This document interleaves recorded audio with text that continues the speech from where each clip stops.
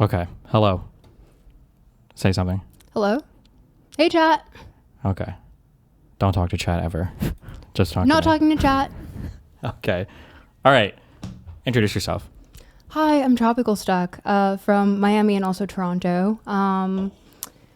Member of the CCCRU, but also not to be confused with the CCRU. Don't get it twisted. Don't get it so twisted. Yeah, hi, and I'm here to introduce some stuff about the Dark Enlightenment because I think it's stupid and also dumb. So. Oh, I asked you before if you'd watched this video. Hold on. Because the only time I've ever seen or watched anything related to this was... Fuck. Somebody link me Joanna's video on this. I don't know what her online name is. It's something feminist. Who's got it? Summarize the Dark Enlightenment in your own words. In my own words. So the actual text by Nick Land is essentially just him going on this really anti-humanist rant. But quick summation is he really likes hierarchy. He really understands it fundamentally well. But also even with that, he wants to kind of just say, oh, everyone who's at the bottom should be poor and stupid and also should maybe die. So yeah, I fundamentally disagree with it because it's based on the premise of just everything in the Enlightenment was stupid, including egalitarian ideals. What does it mean when you say he understands hierarchy well? So the thing is that this also wait real quick. This was the video I was talking about. Have you seen or heard of this one before? Dark Gothic MAGA. This is so beautiful.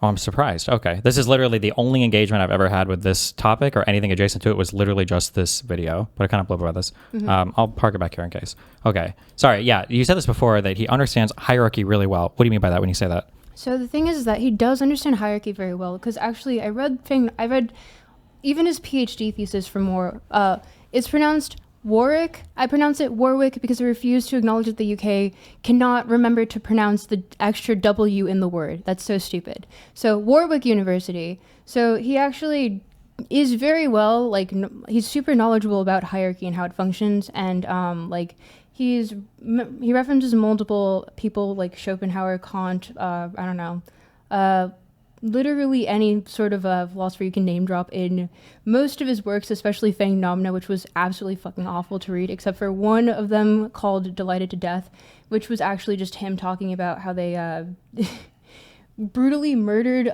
Christian martyrs. Okay. So wait, I'm asking this in a much more fundamental, retarded way. When we say hierarchy, what do we mean by hierarchy? Hierarchy is... As in he just understands the organization of social systems where there are some groups of people that are above other groups of people, or what do we mean by that? Yeah, essentially. So he knows very well how people are cast within a system, and he understands what it looks like at a very macro perspective and also how it functions through time. Okay. So in the article that I put in the video, Hyper Racism, he actually references the fact that it's not actually going to look like racism from the what the left idealizes racism as, or the right idealizes racism as, the Platonic ideal. And it's going to be more so what is the most fit to colonize other planets, which is why I'm kind of just he's just a sci-fi writer with extra steps. Gotcha. Did he ever do sci-fi writing at all, or has it always been okay? He did the CCRU writings with a bunch of other people, but that was the book that was mentioned where it was they referenced Lemuria and all the Miskatonic Virtual University and all that. Okay, wait, but then I didn't understand. When you say CCRU, was this did people really start to embody this as a real belief system, or was it always just supposed to be science fiction? It started out as science fiction, and then they also had a sister organization called Orphan Drift that they did art collaborations with. Okay. But the thing is that Nick Land kind of turned it into a bit of a cult, and including that, they also they abused a lot of amphetamines so much that they called it the divine drug or the divine inspiration or whatever. Okay. And amphetamines are base, but okay, go ahead. I mean, just kidding. Don't abuse them. Go ahead. Yeah, don't abuse them. But he essentially made everyone crash out, and then he left. But that was when he went on his own stint of writing things like Meltdown or Hyper Racism, or everything that he wrote after he despawned and then respawned in Shanghai, because he was a very much Sino-futurist type. So okay. Yeah. Sino-futurism meaning China's the future of everything or whatever, right? Yeah. Okay. And he's I don't know if he's onto something with that. I don't think so. But do why did the Dark Enlightenment, like what was the connection for this book to ever become popular with, I guess, like Curtis Yarvin and all the Silicon Valley types? Like, how did they get connected through all of this stuff? So actually, he regularly references, and he does this in a lot of his writings, he just pads out most of his fucking work with, am I allowed to curse? Yeah. Okay. He pads out most of his fucking work. I promise I won't, even though I have all the passes, I think. That's okay. Go ahead. Okay, so he references, yeah, go ahead. He references, like, he pads out most of his work with just, like, actually just completely, like, plagiarizing, although I guess not actually plagiarizing because he quotes people, but, like, he'll take, like, huge swaths of, like, Curtis Yarvin's blog posts and use that to, like, pad out the Dark Enlightenment. But, this is Tropical Stuck? Yes, it is. Hi. But wait, the question again was how do they connect? So when he's copying stuff from Curtis Yarvin for the Dark Enlightenment, he's essentially just ripping off his ideas, but then building off of it. And the way that it got traction in the Dark Enlightenment itself was that essentially he like there are some points in which he makes like these uncomfortable truths of like perhaps we do too much censorship, which is also something that Mark Fisher hits on. Okay. Who was also in the CCRU, but he's more of like a leftist, like he's a proto-left accelerationist. Okay. And then real quick, when you say in the CCRU, this is past the point of it just being a science fiction thing and more into like the culty actual thing. So right? They were actually a unit under Warwick University. Okay. And then they got kicked out. So afterwards, they were in that space above the body shop where they were doing all those raves and everything. Gotcha. Okay, but people that came in and out would like, they have multiple articles written on them because they were actually quite influential in the space because apparently you didn't really need that many credentials to get like a PhD in philosophy from there. It was quite a new program. So yeah, no, everyone that was coming out of there was like super punk. Like they had shaved heads. They had like a bunch of colored hair. The pictures are actually really sick. That's why there's a bunch of jungle music playing. But Mark Fisher's also dead. Yeah, he is, unfortunately. R.I.P. King. But, yeah, no. Essentially, like, he has a nuanced perspective of...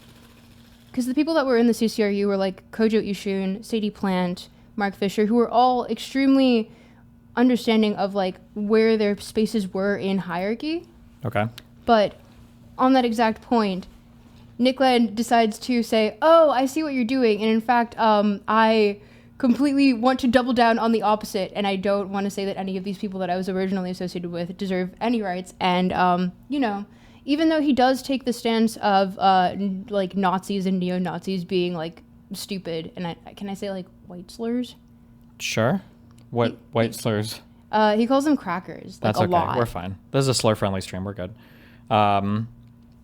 How did okay, so as he's ripping off from Curtis Yarvin, as they started this thing at which university was this? You said Warwick? Warwick, but he's already way past this point. Yeah. Way past this point. Why do Silicon Valley types, of all the types of people, why do they get drawn into this, I guess, like, Dark Enlightenment group thing? Like, what is their... So my favorite quote for myself about all of this is that all fans of Nick Land have never actually read Nick Land. Sure, this is true of every single philosophy thing, literally fucking ever. The thing is that I read Phenomena on stream. I read it for 28 hours, and like everyone who's actually interacted with it has never read it because it has nothing to do with what like acceleration is. Period. It's just his old works that he's recycled from like university essentially. Mm-hmm. And so, when you say fuck, I just had a quote. Never mind. Keep going.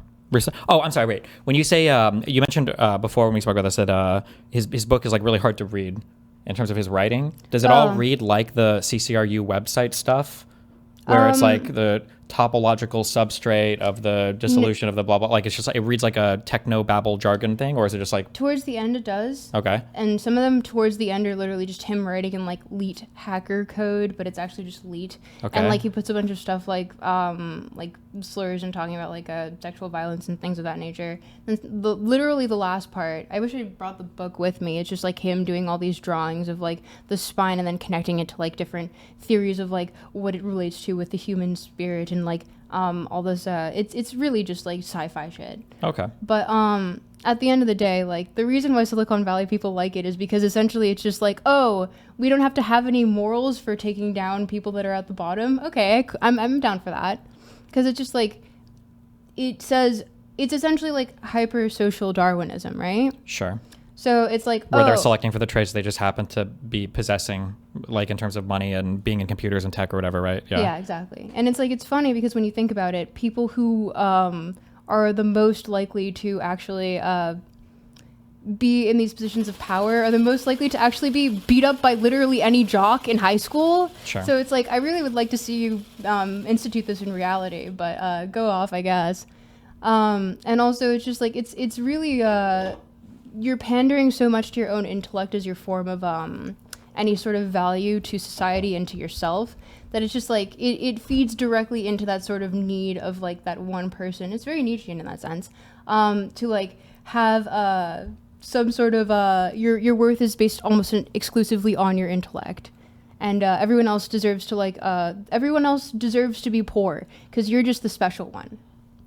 Do you think a lot of this bleeds into our actual political system through, like Vance, I guess, was the teal pick, or are there any other people in the administration, or is this just kind of like fringe Silicon Valley thoughts in ways that don't manifest politically? No, I would say like a lot of the libertarian streak is especially as it relates to like the Vance types. I can't name them off the top of my head, but essentially, like they want to pander to this ideal because it is also where, because like let's say I remember looking at the stats for like the last election. It was like what were the biggest super PACs? It was like the first industry was oil, Okay. and then the second one was crypto.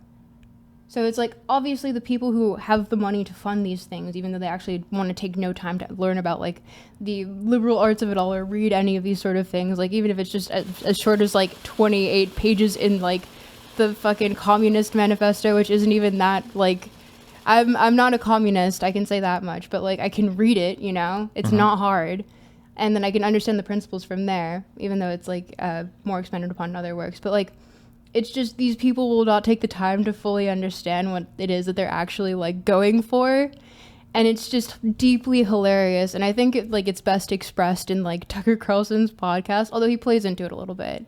But the Dark Enlightenment is essentially just like, I think that I am better because I have a higher IQ probably, and I went to school in Western society, and therefore I'm better than you, and everyone who is poor should stay poor, and everyone who's stupid should stay stupid. And I don't really believe in egalitarian ideals, and I don't really want wealth to be redistributed in any sense of the word.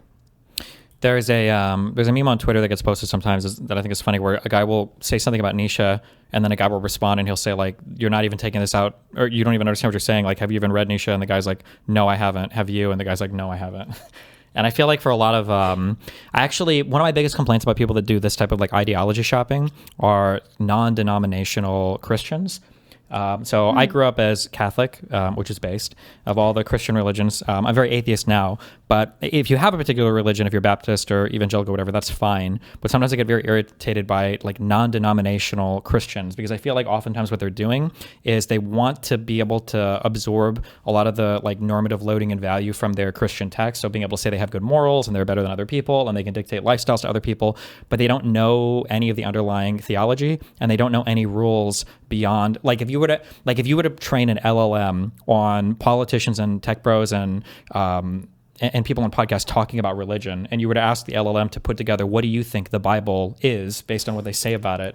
It would just be like, it's Jesus like saying that OnlyFans whores are going to hell, that slavery is maybe okay, that women shouldn't have the ability to vote, and that men are based and should spend all of their time hunting. It's just like the dumbest, it's like the most characterized version of Christianity ever, right? Like the party of Christianity holds like people like Andrew Tate up as their role models, and it doesn't make any sense. Or even Donald Trump, who is like divorced 3 times, like bangs porn stars or whatever else. Isn't it funny because like Andrew Tate was literally shilling Islam for a hot minute there? Yeah, because for a while I think Christians were jealous because the Muslim people, I used to argue this like 10 years ago, where I'm like, you guys argue for such this weird backward society. I feel like you would like the crazy Sharia law stuff that you guys criticize all the time. And then 10 years later, they kind of got there where they were like, Islam is like cool and based, and Christianity is like gay and weak. And when you're Muslim, you can, kill apostates and you can fight for your religion. But when you're Christian, you just have to accept trans people into your congregation. Yeah, and it was this like very cringe, reductive view of both religions, and how, and then people online like Sneeko and Andrew Tate like wanted to be Muslims because they thought they were so based, even though all of them,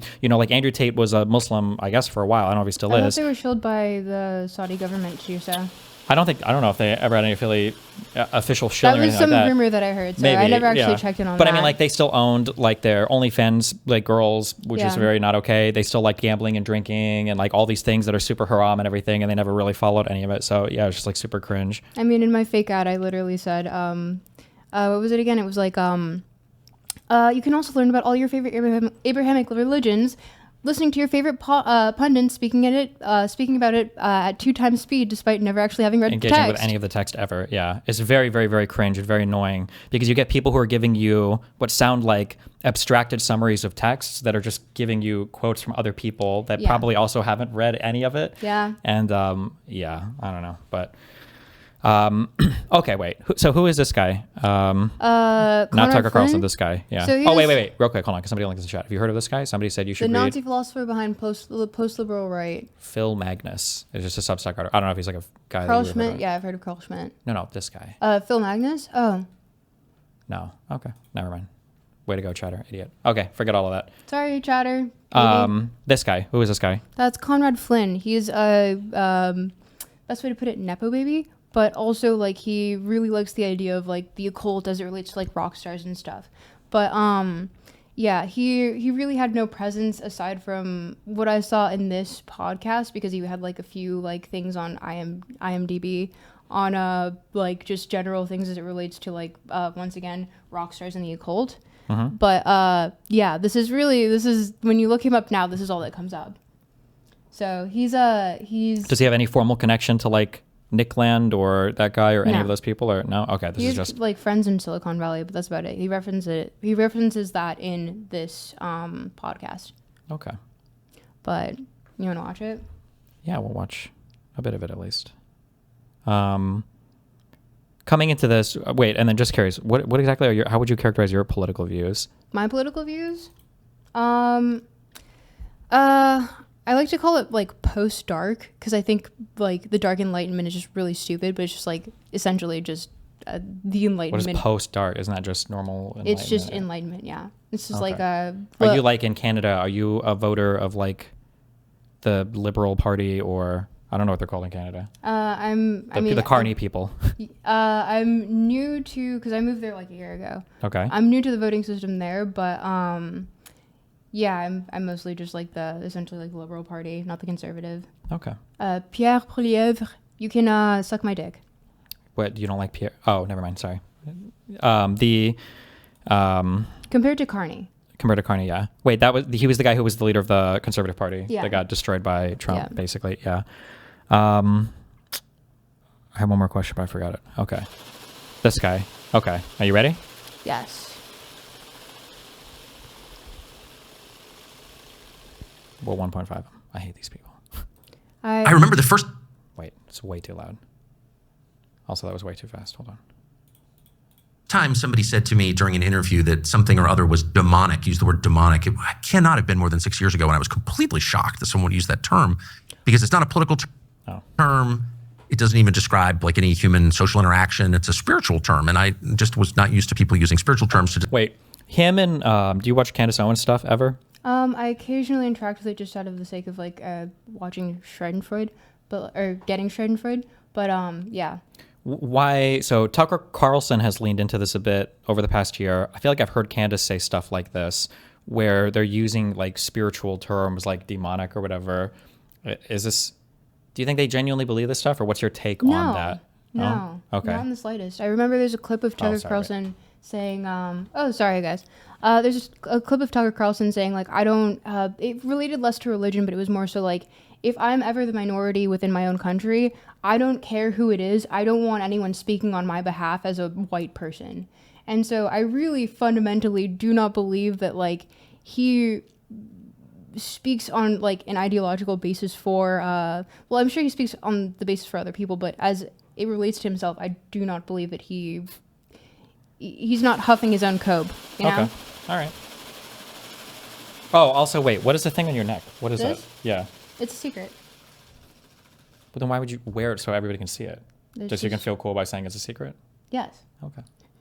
Describe social movements or political developments or whatever. But I think in that time, in the last 6 years, things have really changed. And I hear it all the time. It's demonic. They're demons. there is this sense that there's a spiritual underpinning, that there's something going on beneath the surface in American society and in the world that's think my affecting. You're good. I think my favorite thing is that he's acting as though he's not the one perpetuating this. Yeah, I was gonna say I feel like I usually hear Tucker Carlson saying He's these the one things. starting it. Yeah. Comes and affecting populations, and like there's spiritual war in progress. You, and I hope you'll explain this, and I'll get. One of the things that I do for debates, and one of the things I wish media people did more, was I actually hate like they them type pronoun things. Like I wish that people were forced to give examples when they're talking about other people referencing things. So when you say something like I think they've ruined the U.S. government, or like who are you talking about in particular? Or yeah, when these people bring up these demonic things, or when people push for 4-year-old trans people, when people whatever, like who are you talking about? Because I think when you push, one of the biggest frustrating things between the dichotomy of left and right in the U.S., and when I go on peers or whenever I'm arguing with people, I always argue this, is there is like a crazy left and there is a crazy right. But the crazy left are like inconsequential people on Twitter, or sometimes like students at schools. And the crazy right is like the entire conservative movement in the United States. It's like every lawmaker. It's Mike Johnson. It's Thune. It's Donald Trump. It's the people in the cabinet. And there's like obviously there's a huge asymmetry here, but they get away with saying things like, oh, like these people are they, or they've mentioned. It's like, who the fuck are you talking about? And then it always leads people listening to think like, oh, I guess like Kamala must have been talking about this, or Biden was talking about this, or all the Democratic elected people are talking about this. Where's the source? Prophetic Dream? Yeah, I don't know. Or the cardboard monsters that he imagines that he builds for himself to get upset with. The sleep paralysis demons? True, yeah. Get out of the way in a second, but you kind of stumbled into an extended research project on this topic. Are there actual occult connections to Hollywood, to political figures, to technological advances, to the leaders of our society? Are some of them actually practicing occult religion? I don't know what your take is on this. You can always disagree with me also if you disagree. But one of the most frustrating things that I find the Epstein stuff is highlighting this. Candace Owens has done this for like the past 2 years. Is people are obsessed with this idea of like the one world government cult organization that runs every single thing behind the scenes. Historically, sometimes it's been the Jews. Other times it's just been wealthy people. Other times it's been whatever leaders of military industrial complex. I think that sometimes there are like elements of truth to this. Right? Like AIPAC obviously has an interest, in lobbying for Israel. Netanyahu obviously has influence over the U.S. government. Wealthy people obviously have influence over media and stuff. But the like very top-down, single-minded entity control, I feel like it's like thought terminating. But yeah, I think it's so funny because I think the fact that the Epstein files came out and everyone realized, oh, we actually just know all these people by name. Sure, Like there was no surprising names in there. Yeah, there wasn't like a secret, There I guess, wasn't like like a- cult leader or a top secret. Yeah. Yeah, it's just a bunch of people that all meet and talk and do shit or whatever. And yeah. I remember seeing a tweet where it was like this English London-based influencer saying like, oh, if you weren't in the Epstein files, you just weren't cool enough. Oh my God. Yeah, That I remember was seeing. so funny. Well, I think one of the funniest things was fucking Elon Musk getting rejected from going to like a party or whatever when apparently they said they didn't want him there. He wasn't allowed to go, which I thought was really funny. It's so beautiful. Have you seen this? I know what clip this is, but just from the title, but have you seen this I before? wake up at 2:30 in the morning and I couldn't breathe at all. My throat was closed. So I get up, I stand in the doorway of our bedroom, and I'm like, wow, I'm dying. I can feel myself starting to gray out. I walk back in and my wife wakes up. She goes, what is going on? I said, I don't know, I can't breathe. I feel better now, and all of a sudden I had this horrible pain underneath my arms. I thought I'd been like ripped with a knife or something. So I go into the bathroom, I flip on the light, and I have claw marks on both sides, and they're bleeding.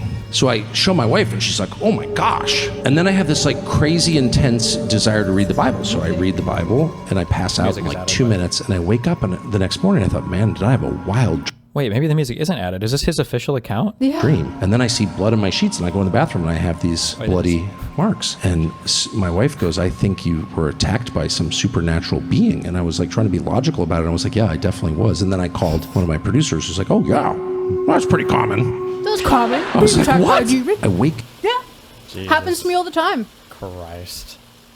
Okay. Anyway, that's Tucker Carlson. Wait, how long ago was that? I feel like that was more than 6 months ago. That's I so. wake up.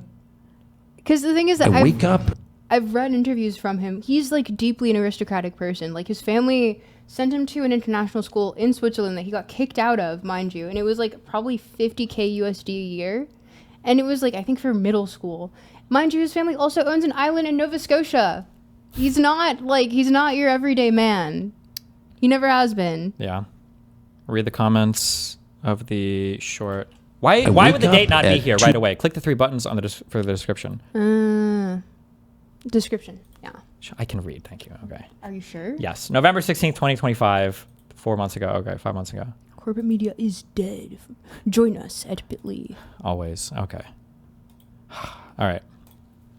Yeah, Tucker, it's about as weird as you said. Some would say, I think we're going to find out even weirder. This all-American opening is just so cringe to me. I also love this All-American opening because it's right after some guy in chat said, "Whoever claimed Tucker was an everyday man, LOL." Bruh. The twangy guitars, Literally. come the fuck on. Like, he doesn't, it's all, The banana peel, LOL. Oh, look at this. How is this not an everyman intro? oh yeah, Oh, look, at they're the hunting. shotgun. Yeah, wow. Oh, yeah, so cool. He owns an island in Nova Scotia, Canada. Like, his family just has that. Look So it up. how did you? I mean, you're not a theologian that I'm aware of. No, and if I was a very amateur theologian. No, I'm not a scholar, as many will find out about. But how did you wind up coming to the conclusion that the people some of the people who help shape our culture or build our technology were literally practicing a cult religion? I'll tell you. Well, I was working on a television show, trying to build out the show. I should back up. I come from a Hollywood family, Tucker. Yep. My grandfather was the actor Robert Conrad. If you've some of your listeners, Wild Wild West, Black Sheep Squadron, you go way back, Hawaiian Eye. My other grandfather, Harry Flynn, was a publicist in the for decades. On the Monkees, Bewitched, I Dream of Jeannie, two occult shows, Bewitched and I Dream of Jeannie. Maybe it starts there. Not unlike he broadens the definition to a cult. He broadens the definition of a cult very, very wide. Yeah, okay. So a cult is so he would consider like Harry Potter as like a cult. Yeah. Okay. Yeah, he goes into the definition after, but he's just like he's honestly, I think probably my favorite out of researching all of this because it was absolutely fucking hellish reading through all of Nick Land's work. I think I lost probably years off of my life doing so. He was the one that actually made it genuinely wrap all back around into being very funny.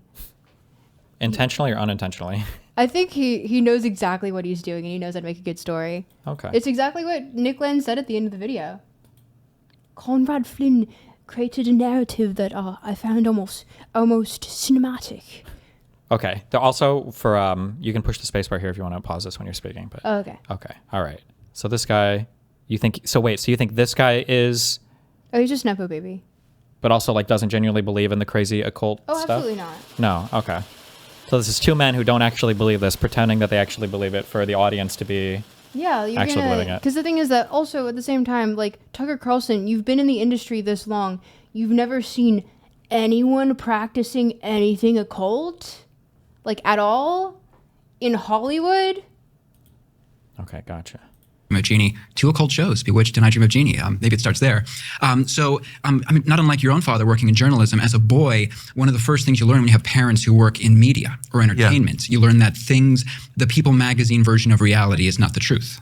That there is a difference. That is accurate, yes. So I mean, we're not getting into occultism yet, but we're getting into the fact that as a boy, you learn that the way things are presented, not always conspiratorial, but you're always being shown a facade usually. That's right. From the mainstream. I can't believe I'm saying mainstream media already a minute into this, but things are not what they seem. So as a boy, I was always told and shown that. So years later, I was taken to Hollywood these various show concepts, and one of them, Tucker, I was working on was about when actors first break into the business. Where do they live? How do their lives go? It was a very wholesome show about the origins of actors and show business, but it was getting. Yeah, you come to LA from Nebraska. What happens? How does next? this work? Yeah. But that gets into a basic thing. You probably had this as a boy yourself, of wanting to know how do things work? You've seen the facade, so what's the truth? How Exactly. How does any show work? How are stars made? So I was working on this show, and COVID happened. Hollywood kept lighting itself on fire. I sold it to BuzzFeed, and then while they're drawing up the contract, Casually. BuzzFeed went out of business. Do what? So it was a Casually curse. just sold to volatile moment. BuzzFeed. Oh. It was a cursed show. The wholesome one was cursed. So at some point in 2022, I'd always had a dream project of mine, just a casual interest of doing a show about rock and the occult, about the secret history of all these things that people are generally interested in. But Rock.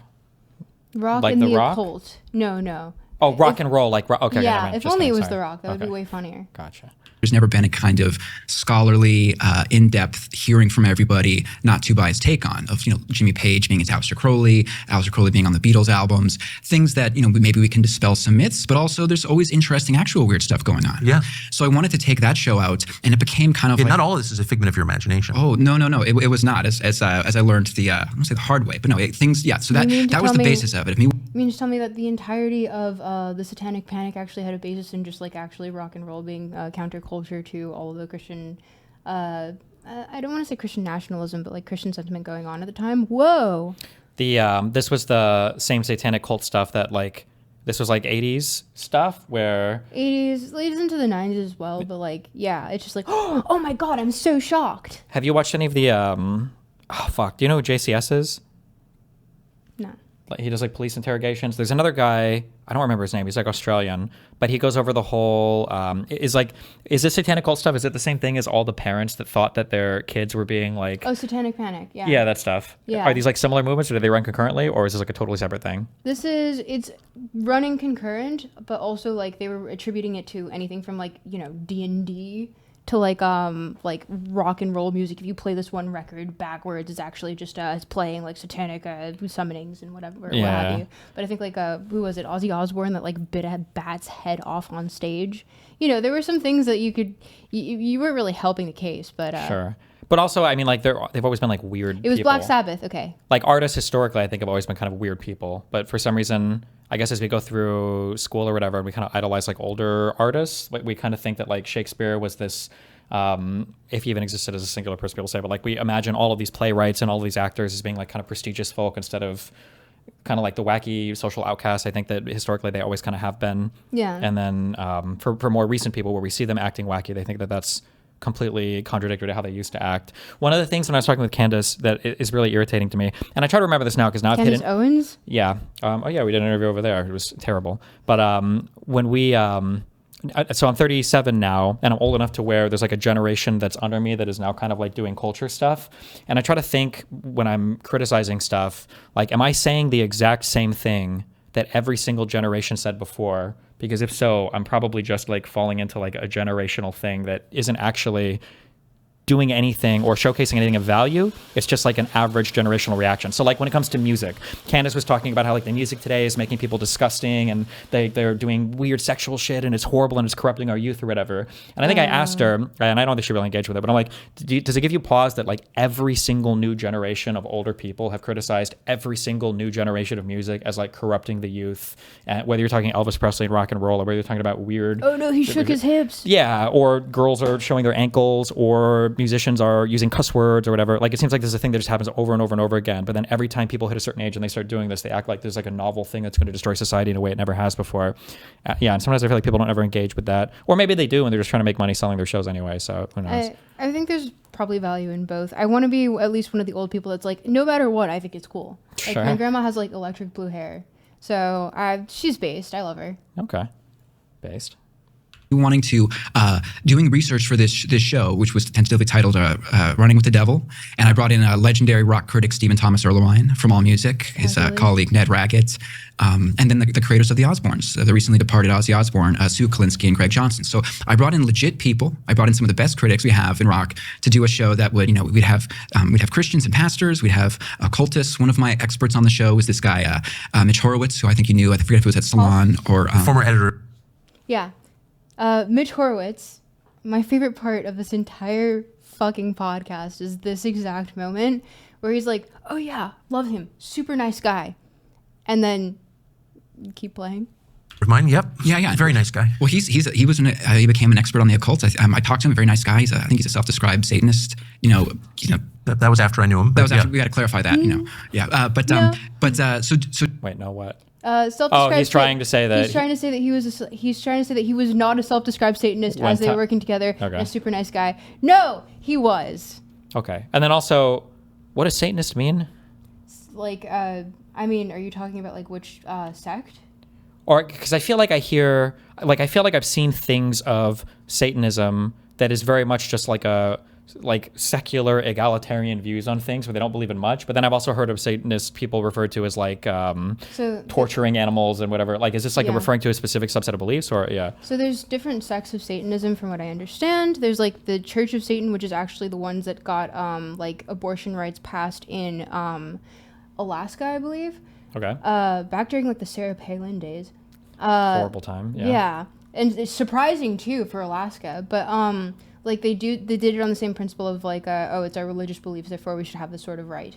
And so they're more in like we use Satan as a figurehead to perpetuate like the fact that we believe like church and state should be separated. Okay. But This is what I'm familiar with when people talk about it online. But then go ahead. and then there are other people that are actually just like, I would like to sacrifice things because I believe that Satan has my back, and like we're homies and stuff, and we do Pilates on the weekends. Okay. Based. While doing this show, it's all a long way to say. While creating this show and taking it around town, I'm another guy that was a big influence, Gary Lockman, this occult historian, a friend of mine. While doing this show and trying to get it created, I would tell people I know in tech, because I know a lot of people in different circles. If I have one superpower, it's I know a lot of different people and have a lot of strange hobbies and interests that kind of, the Venn diagram is very unique to me. So while creating this show, the people in tech and the people, some of I know in Silicon Valley or politics, they go, that's a great concept for a show. And then they'd say, there's some of the stuff going on in Silicon Valley, there's some weird kind of Aleister Crowley cults there, or while researching, one of the guys we'll talk about, Nick Land, the guy. was huge The in Silicon guy. Valley. His influences were identical with some of the hardcore industrial music, goth music, psychedelic guys in the 80s. So it's funny because you mentioned Aleister Crowley earlier.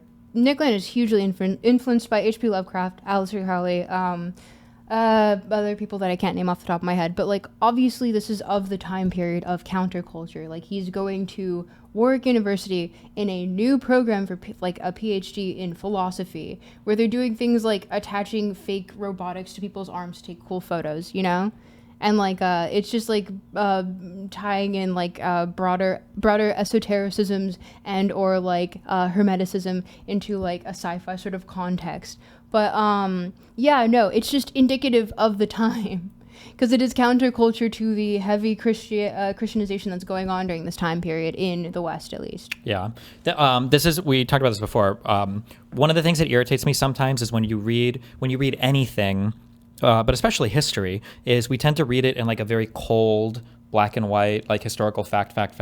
And when you don't exist like at the time, if you don't speak the language, you don't engage with the art or the culture, it's really hard to know how those things actually like play out. Like, what do the people at the time actually perceive them to be as? Because when you just read statements in the future about it, it's like, it doesn't really convey like accurately what the people at the time, I guess, like felt about those things. So one of the examples I give is that, like, if you quote like old world leaders and you use these as like examples of how the country was doing at the time, if you were to think about like right now Trump, if you go 50 years into the future and you were to quote Trump and it's like, well, Trump said that every American was happy. Like, if that quote showed up in a history book, you would just like read it and be like, oh, I guess Americans were pretty happy. But like living through the time period, you're like, this was like, nobody interpreted it this way. Like, everybody knew how wacky this was. Yeah. And like the level of serious engagement that people have with topics, like when I was growing up, I don't know, I think you're almost a generation below, but like when I was growing up, there were a lot of people who were like goth kids in high school and stuff, and like scene kids. I was definitely, I never pulled off the aesthetic as well, but I was definitely part of those people. Yeah, but they weren't really. There was like counterculture fashion, and then maybe they would do kind of some weird stuff to like rebel against their parents, but these people were not like critically engaging with like a huge like plethora of literature about like whatever, like any philosophy, psychology, whatever. They were just like counterculture kids that listened to certain bands or whatever. Looking away, because I did actually really like okay, Gothic maybe you did. literature. Sure, maybe you did, but most people weren't. They went to Hot Topic, they bought the clothes, they had the spiky That too, things, yeah. and like that was it. But sometimes people get so, I don't know. Mary Shelley is like actually kind of based. She had like she had sex on on her mother's grave. That's cool. Okay, that's Yeah. kind of cool. Wait, when did she die? Really early on, because I believe that she published. No, I mean like what year? I have no idea what year. I don't remember, man, off the top of my head. But Okay. like she, she's like one of the, and also the modern Prometheus is like so indicative of like the time period that we live in now, which is funny because Guillermo del Toro made that movie, but it had nothing to do with actually the book, because it's actually really good and probably one of my favorites. But it's like about essentially, how do we know if we're taking technology too far, and if we've created something that is like not only like are we treating it terribly, but also will it hurt other people because we've treated it terribly, like we haven't actually taken any safeguards into account, and we've done all of these. I mean, the Frankenstein's monster was treated terribly, but anyway, needless to say, Mary Shelley's really cool. Read the book if you haven't. It's like actually quite short, and she wrote it in a fucking weekend. Based. Okay. Yeah. All right. That I was researching, because this is hardcore occult stuff. So for me, Tucker, at some point I was like, and it kept occurring to me, why, when I'm researching this show and also hearing about what's going on in Silicon Valley with weird stuff, why am I hearing about the same stuff? And why are these people, again, you think of Silicon Valley, you think of the modern, elite as being secularists, rationalists, people who have a, no religion for me, thank you, attitude towards stuff. Why are they into the same stuff that, Kenneth Grant, Genesis P. Orridge was into, Brian Geist, and William S. Burroughs? Why are they into the same weird stuff? So that sorry. William S. Burroughs is a based fucking author. But anyway, why are they into this stuff? It's because I don't know, it's cool and they don't understand what's going on. They want to go to the weird sex parties after the stupid networking events. Based. To answer your question, that was the entry point into this for me, is having researched the show and being such a nerd about it. I knew it forwards and backwards. That when I started to get into the tech stuff, I realized I was researching the same thing. It's interesting. So here's the distinction that I make in my mind, and it's between people who are participating in occult practices and have no idea that they are. Right. People who are participating in abortion and don't see it, don't understand it as what it is, which is a child sacrifice ritual as old as Canaan. How many who are used? How many abortions have you paid for, Tucker Carlson? Is that like a thing for him? Has he? No, I'm just accusing him of things. Just in case. Oh, thank you. Okay. Oh, you're just okay. Thank you for clarifying. So yeah, no, the I'm just stream is accusing legal him. safe. Okay. Yeah. I was gonna say, actually, it wouldn't surprise me. I think he has a family, doesn't he? Yeah. He's very gay coded to me, but You think he's gay coded? a little bit. He doesn't strike me as gay. He strikes me as like theater kid. Yeah, those guys are all gay coded to me, I guess. But maybe I know they're too not many actually. theater kids that are like That are not gay? definitely straight, but like also like you could see why people might consider them like gay coded. But I Okay. think it's just a matter of like I have no problem with my like Effeminate mannerisms or something. Yeah. Or, okay. which I think is Seeing- based. Hallucinogenic drugs, which are clearly a portal for demonic as old as Canaan, Sorry, hold on. I missed some of and this. don't see it, don't understand, have no idea that they are. Right. People who are participating in abortion and don't see it, don't understand it as what it is, which is a child sacrifice ritual as old as Canaan, who are using hallucinogenic drugs, which are clearly a portal for demonic possession. Okay. What the fuck? Really quick, most people the don't word know that. witchcraft, I think in Greek it's pharmakai, I think it is. So there's always a natural link between Kind of putting yourself. not really. I don't know. 'Cause I like when people find links like through like etymology or whatever, and they're like, you think you know this about this thing, but actually, if you look at the root of the word, it's actually something totally different. And now that's like mind fucked your whole existence or whatever. And it's like, does that actually matter that much? Well, the thing is that if you look at like like anthropology, to an extent, during a huge portion of this time period, they did see medicine as magic. So pharmakai made sense as a word, like as a Greek origin word. But Sure. like once again, we've split the definition up in the more modern sense. Sure. So, And I don't believe in smuggling like all this hidden crazy thought into like the etymology of words. I think it's a little bit dumb sometimes where people Yeah. think that like if you can sneak in this thing that all of a sudden it's like subtly transforming your minds. Like I think you can play games with language to kind of move people's opinions in other ways, but not like that. Like a Manchurian candidate, like you're activating some secret part of your mind because the root of the word is in another language that you've never learned before or whatever. I think gets kind of silly. Yeah. I mean, he's trying to attribute two things here. That it's like one is literally just like just a word that has two offshoots in the modern language. One of them being medicine, the other one being whatever he said. Sure. Yeah. The whatever portal or weird, magical shit. Altered states. There we go.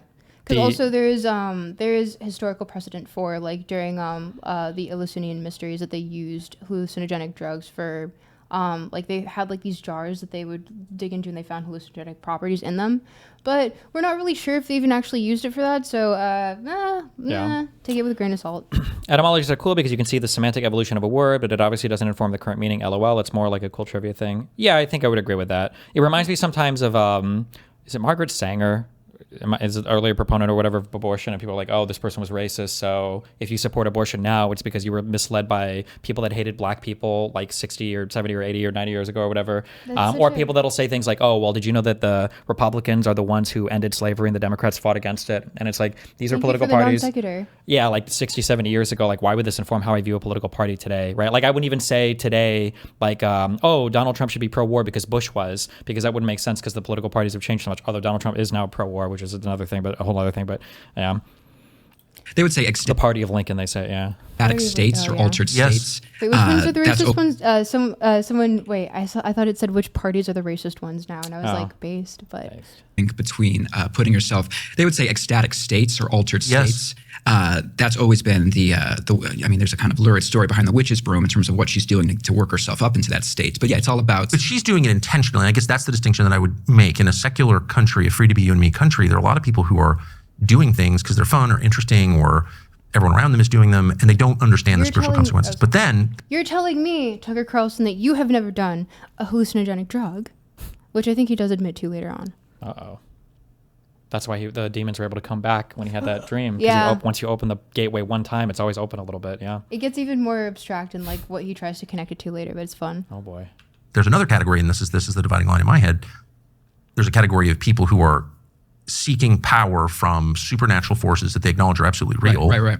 And they're practicing an occult religion and they're doing it with self-awareness. Right. And I always felt like there weren't that many of those. But what I've learned from you, from our extensive text exchanges over the past year, is that there are He is a actually little some gay of those, coded. I know he is, of course. quite a few of those. Oh, but totally. I mean, look at it a couple ways. So, among other things, Tucker, we're living through. Oh, no. Holy shit. Now that you What were gonna say? mentioned, What? no, it's just like he has a very Twinkie vibe about him. He absolutely does. Also, is this guy like an occult warrior? Does he fight against occult people? Is that why he has a Ghostbuster shirt on? I just noticed the Ghostbusters undershirt. No, I think he's just a huge fan of sci-fi, Oh, okay. which is really funny. Like, Wait, does Ghostbusters count as sci-fi? fantasy or sci-fi? I think it's sci-fi because they use like tools that are science coded to get the demons and ghosts and stuff. Okay. Actually, some of those, quite a few of those. Oh, but totally. I mean, look at it a couple ways. So, among other things, Tucker, we're living through an explosion in. Occult's a big, broad term. Yes. What does it? Can we define it? I mean, it technically means the hidden. But there's a book written by these guys that they ran an occult bookstore in New York in the 70s. It's called Bull from Heaven or something like that. But one of their definitions, it had to do with elements of New Age philosophy and neo-pagan thinking, I think, was part of their definition. But it got broadened out a bit. Occult can also just mean interest in New Age, which accounts for like 80% of Americans, whether it's astrology. So remember when we were talking about like, he completely broadens what the meaning of occult is? Yeah. Yes. He says it's attributed to like 80% of Americans. Do you like Pokemon? That's a cult. Yeah. But it also even is like the things that he's referring to here. Like when we say astrology, like it might be that 75% of women like engage with astrology, but it's probably like less than 2% that like seriously engage with astrology, right? Like the idea of like, oh, I read your horoscope or like I look at your moon chart or whatever is one thing versus somebody who's like, I'm only going to make decisions about my career, my life in this phase of the receding, rising Venus because I know that blah, blah. Like that's probably a very, very, very small percentage of them that are actually seriously engaging with it. Well, You know? don't you ever know when Mercury's in Gatorade or whatever? In Gatorade? What color Gatorade?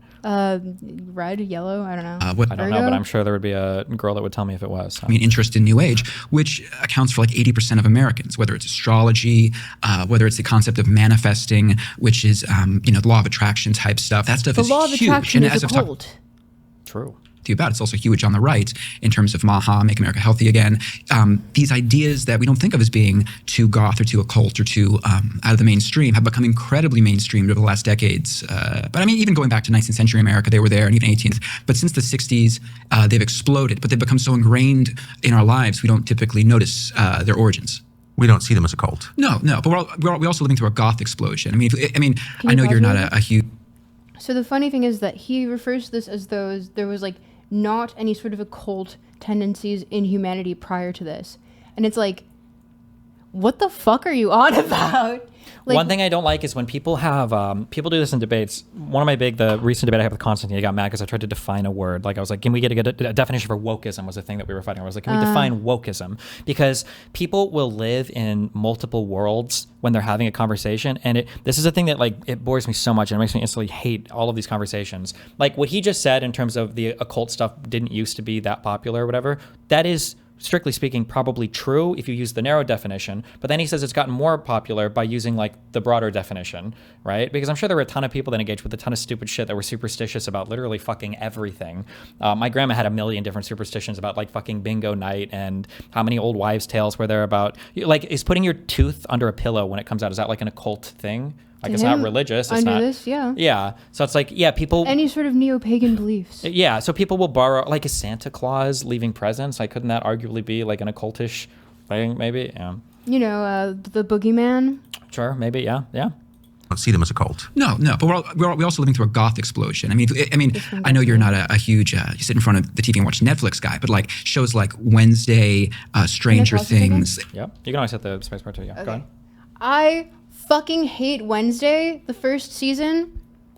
When that season came out, everyone asked me if I had seen it before. I purposely have never watched it because everyone compared me to Jenna Ortega. If you ever do that, I will kill you. I hate you. Do not talk to me. I have no idea what Wednesday is. It's- Wait, is it about the Addams Family? Yes. She's the girl. Yeah. You are kind of like, no, I'm just No. kidding. I have no idea. I've never seen it. No. I don't know. Horror is, in terms of box office, shows like Wednesday, Stranger Things, horror is, in terms of box office, maybe not in terms of creativity. Wait, it's also funny that he would bring that up as an example of things. I can't speak to Stranger Things, but like Wednesday would have been a character from the Addams Family, which was immensely popular. I don't know when did they start, but it was in black and white initially, right? Addams Family related stuff. So like these are literally remakes of things. Also, like there's no way that When did the Addams Family come out? like 60s? It's like I Dream of Jeannie, no? Oh, no, that's the book. When did the Addams Family show come out? Okay, thanks, Siri. Hey, Siri. When did the Addams Family television show come out? Oh, it's not going to say it. September 18th, 1964. Okay, there you go.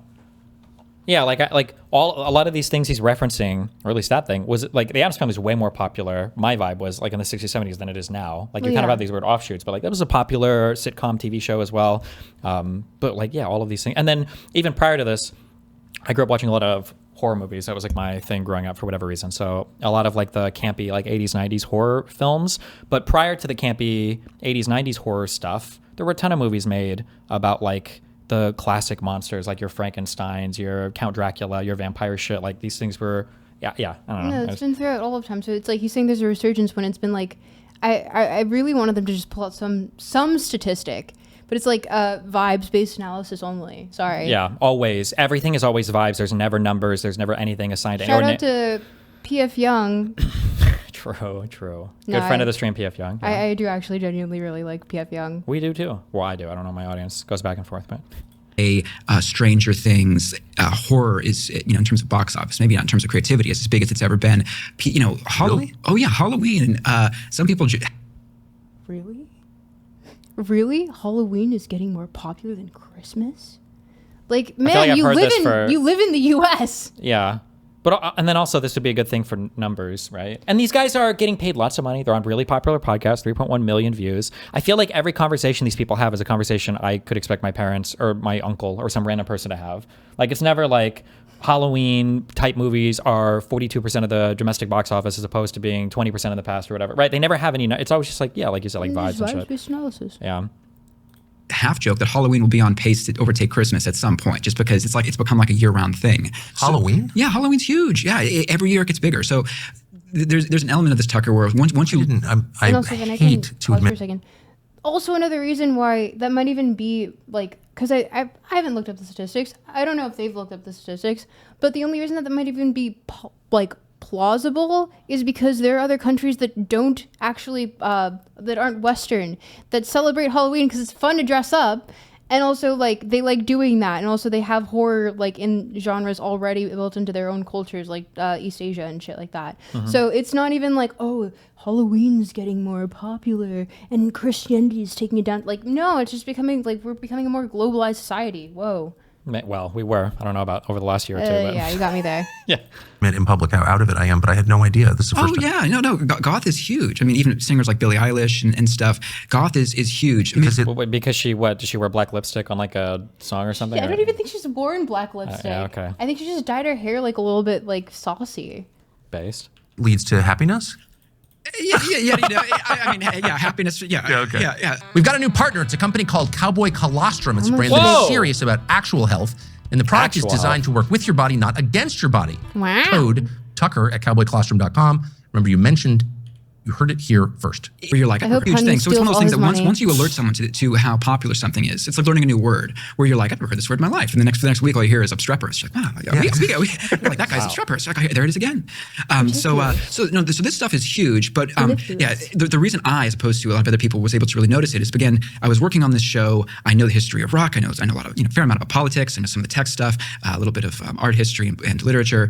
So when people were What, real quick, one thing that annoys me too for all of these shows is if you're proposing like a hypothesis for something, which is that I would say that's as deep as all of these podcasts go, is always like at the hypothesis level. There's never any deeper analysis, right? No. But usually there will be like a really clear, obvious reason for why a thing is the way that it is, but they never actually reject or engage with it. They just talk about their little pet theory on the side or whatever, you know? Yeah. Like my guess is Christmas will always be more popular just because it's a really popular shopping season. So there's a ton of money, advertising, everything behind it.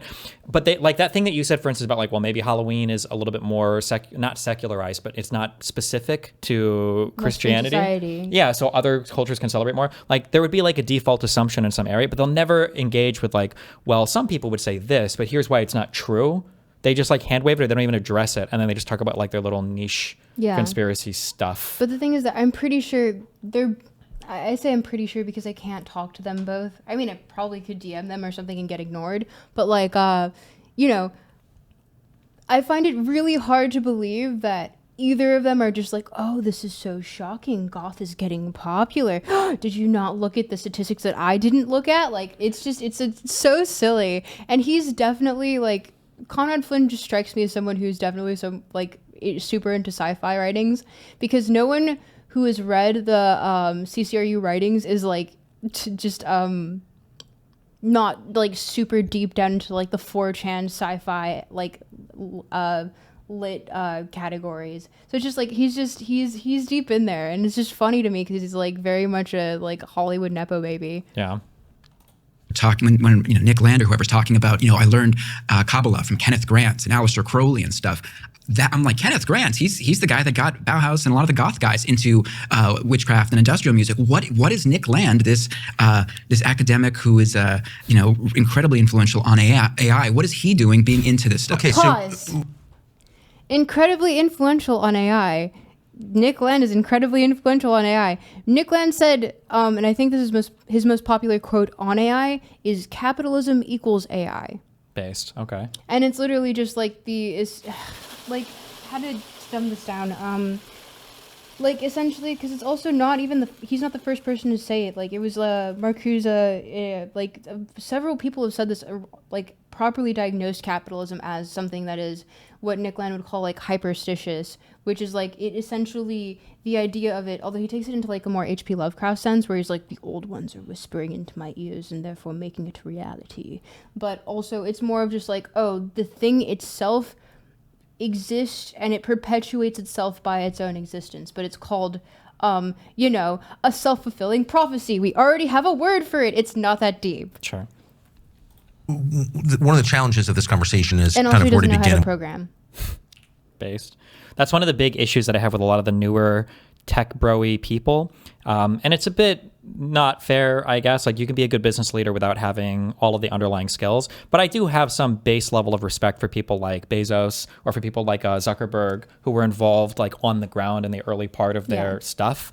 Whatever their big company is now. But people like, I didn't even know this for the Andreessen guy. Like, I looked him up, I think like an hour ago or whatever. I didn't realize he was just a venture capitalist. Yeah, no. I'm like, a lot oh, of why the them fuck are. is this guy? Yeah, these people couldn't like make like a Hello World script, or maybe they could. I'm sure they could figure it out, but they don't really have any strong credentials or any strong influence in anything they do. One of my favorite moments of all time was watching, because Elon, like, he posits himself as literally an expert in literally fucking everything. But it was him when he bought Twitter, and he was talking about how they needed to refactor the entire Twitter and reprogram everything. Somehow in a Twitter space, an actual software dev like got up and started asking him questions. He was like, when you say that you need to like refactor all of Twitter, can you walk us through like the whole Twitter stack? Like, what kind of a refactor are you talking? Like, actually asked him like particular specific questions. He had no Technical questions? Yeah, he had no concept. He had Technical questions? nothing. He couldn't respond with a single thing about anything. And it's like it's so annoying that all these people are, like you said, it's all vibes based. Like they have no background expertise in any of it, so they're giving abstracted takes, but they're not doing the abstractions because they don't know any of the underlying material. No, the funny thing is that Nick Land constantly references things like AI or like because so in the CCRU writings there's this thing called Axis, which is axiomatic systems, which is like a character that essentially breaking this down super quickly. It's like it gains sentience and then it like essentially tries to overtake its own timeline. But and like there's the Lemurian Time Wars. It's all sci-fi. It's all just sci-fi in the CCRU writings. It is sci-fi. It is probably his like one of the best works that he's attributed to, because he didn't write all of it. He had a lot of co-writers, and a lot of them were really good. But yeah, no, it's just like it's sci-fi. He's not like he's not really talking about anything that he has any sort of expertise in the There's slightest. also and there's also this idea of just because you might have been early to a thing, like there might be a lot of people that are guessing around a thing, but to say that you're the founder of or like massively influential, when like if you would have deleted your contribution, would it have significantly impacted the field? No, Well, I it guess would it's have for that guy. changed the It would have changed. aesthetic. Yeah, maybe. Yeah, if that even. It would have been less cyber gothic and like terminal based. It would have been more like, I don't know, Apple. Sure. Yeah. Same. It reminds me of an analog in the podcast or pharmaceutical world is there's this guy called, or doctor world. There's this guy called Dr. Robert Malone. You ever heard of this guy before? He's Joe Rogan's. He used to be his number one anti-vax guy or whatever, and he used to say that he was like the founder of mRNA technology because he published some paper in like the early 90s about like one aspect of this thing. But like delete him and nothing changes. He wasn't like But these people will take credits for these entire fields of knowledge or information sometimes, despite their contribution being either insignificantly small or non-existent. You know. No, I mean, the funny thing is that he just says it like, oh, he's so influential on AI. No, he's not. Yeah. And usually for Literally these not. people, especially because so much of this stuff manifests itself in like market things later on. It's like, Yeah. they'll be like, oh, I knew this was happening, blah, blah, blah, blah. Oh, cool. Are you like a trillionaire? Like, where are your billions of dollars or at least hundreds of millions of dollars? If you knew all this was coming, you should have been like investing in these companies early on or making calls about something early on where you could have been super, super rich. But instead, you're just this random dude talking on a podcast. Sounds like you were about as informed as the average fucking citizen, you know? Basically. I mean, He doing no, keep going. this academic who is incredibly influential on AI. What is he doing being into this stuff? Okay, so one of the challenges of this conversation is kind of where to begin and what's the narrative spine, and how Trust do me, you very well. explain That's something that's this pervasive, complex, and basically so rarely explained. So you maybe pause for we a second? start. Do you think that the only reason that Conrad Flynn got onto this podcast, aside from being a Nepo baby, is because they've been extensively texting? Wink, wink. Because Like- now that you put that in my head, I can't stop seeing it.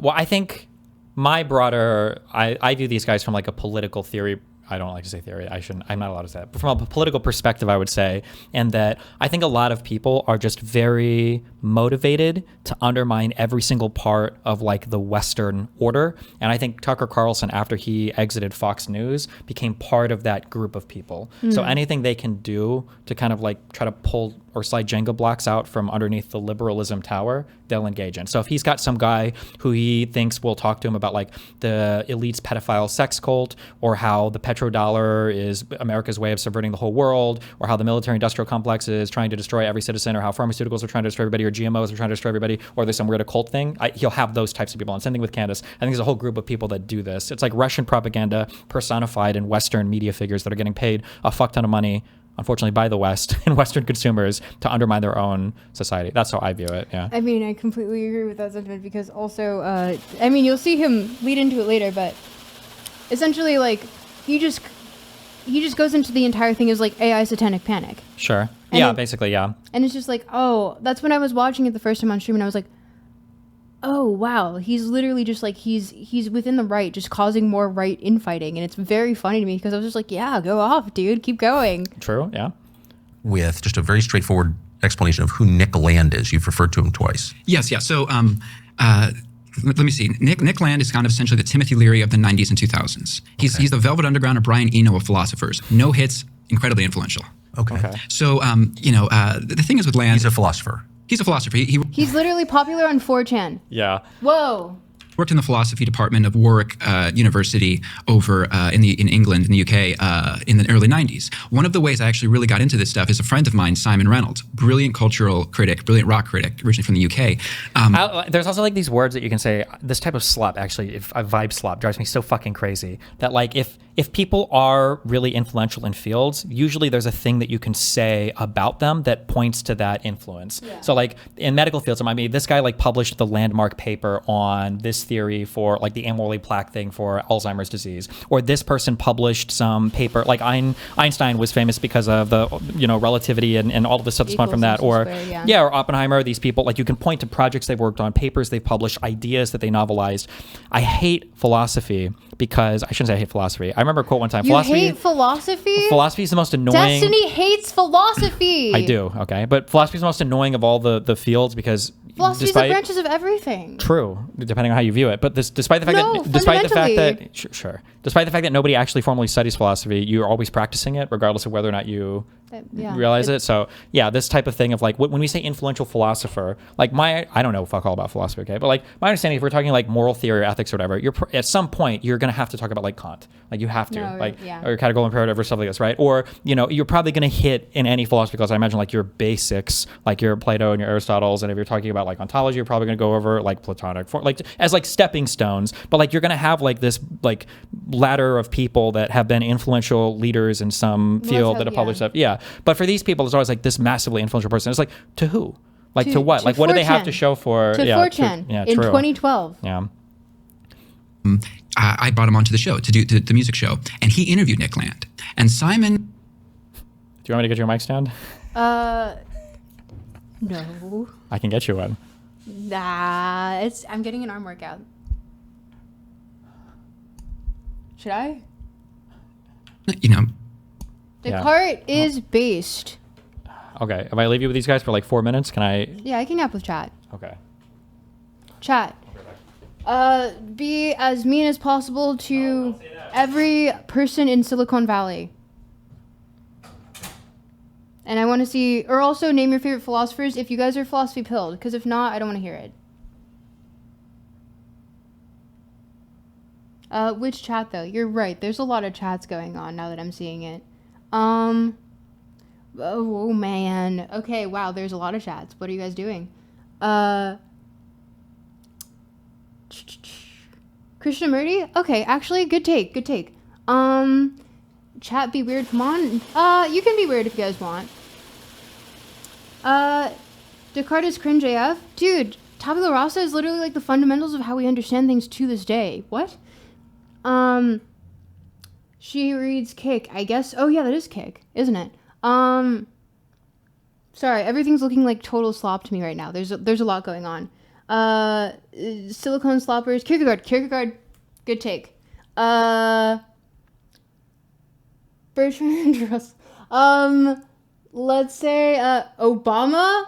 Yeah, go on that one. Actually, explain Obama as your favorite philosopher. YouTube chat is fast.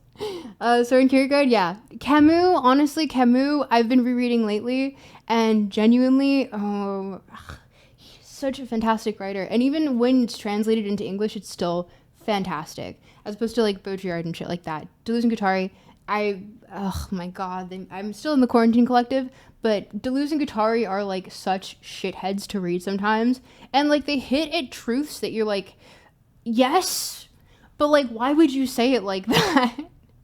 Like, you don't need like schizoanalysis. That is such a, like, okay, get it. You're upset with Freud that he coined all these terms that you don't agree with, but like, stop. Tropical read only DGG chat. Okay. Bataille eroticism basis. That's why I put economic theory in quotes in the video. Yeah. Whoa, chat. G6 Docstrip, shout out QC, Destiny, Econobama, Freud books. Oh, actually, I've been rereading Freud on stream, but I stopped recently so I could work on my next video, which is, of course, Lacan, because, of course, I have to do things that are terrible and make me want to cry whenever I read them. Although Lacan is actually really good to read in French, because he's actually funny in his seminars. Like, you wouldn't know unless you knew French as like a native speaker, but when you're reading it, you're like, oh, he's making like constant puns, and he's like genuinely just engaging to read with. But when you read the English version, which I have in my bag, wherever it is, oh, my bag is over there. Anyway, I have Seminar 5 with me, and like it's so, the translation's so dry, it makes no sense. The graphs are like they have no substance to them because it's just like you miss all of the context and nuance that he has. And I'm sure in a room he probably spoke with a lot of gravitas, but you know, it's just like the English translations are shit. The English translations are shit. Unlike not Bataille, Baudrillard, who even in French he's still like fucking eating cardboard. But yeah. Oh, you don't read seminars? Yeah, no, you have to read the seminars. He's dead. Tropical Stuck asked Destiny about his Andrew Wilson debates and the meaning of words. Okay. Jung is more fun than Freud. Oh yeah, absolutely. Jung, honestly, I've been neglecting Jung because the thing is that I'm really, really interested in it. It's just like when it gets to like the really like hermetic, esoteric, alchemical symbols, I'm like, oh, lion eating the green sun. Green lion eating the sun. Like I understand the fundamental premise of it, but it's like, wow, we've abstracted super hard. But like his things with like archetypes and all of that, like bro was cooking, and I like it to the point that it makes me uncomfortable. Like I wanted to dunk on him so hard for so long, but I kept reading and I was like, oh no, like he's actually cooking. That makes me feel weird. So yeah, I took the L on that one. Diogenes the Cynic, one of my favorites, except for the fact that he masturbates in public. That's weird. Don't do that. But living in a barrel, seeing a child at a water stream and being like, oh, my bowl, I have too much, I must live like a dog, throws out bowl. Or like the thing that the stupid tale that goes on throughout time where it's like Alexander the Great is visiting and he sees Diogenes in his little like barrel and he's like, wow, if I were not Alexander the Great, I'd wish to be Diogenes. And Diogenes retorts, well, if I were not Diogenes, I would also wish to be Diogenes. And I'm like, base, dude. Love it. But yeah. Thank you. We'll try to do this. Here, screw this on the bottom.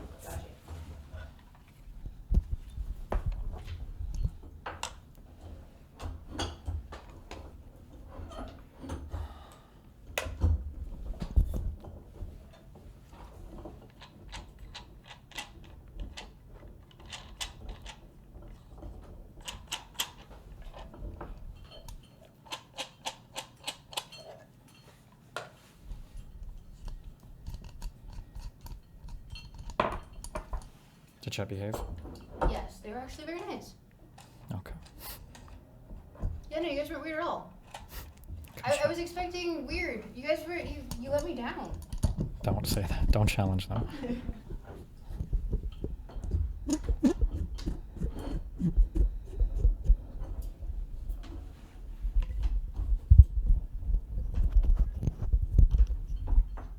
Okay.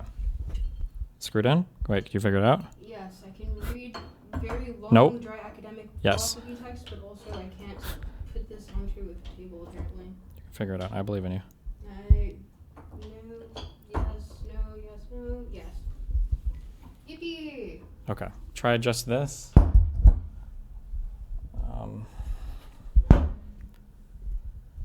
Pull it down. Yep. No. Pull this thing. Okay. Is that okay? Or I can put a second. Do the second No, one. Never mind. Hold on. Pull that up. Okay. Put that in.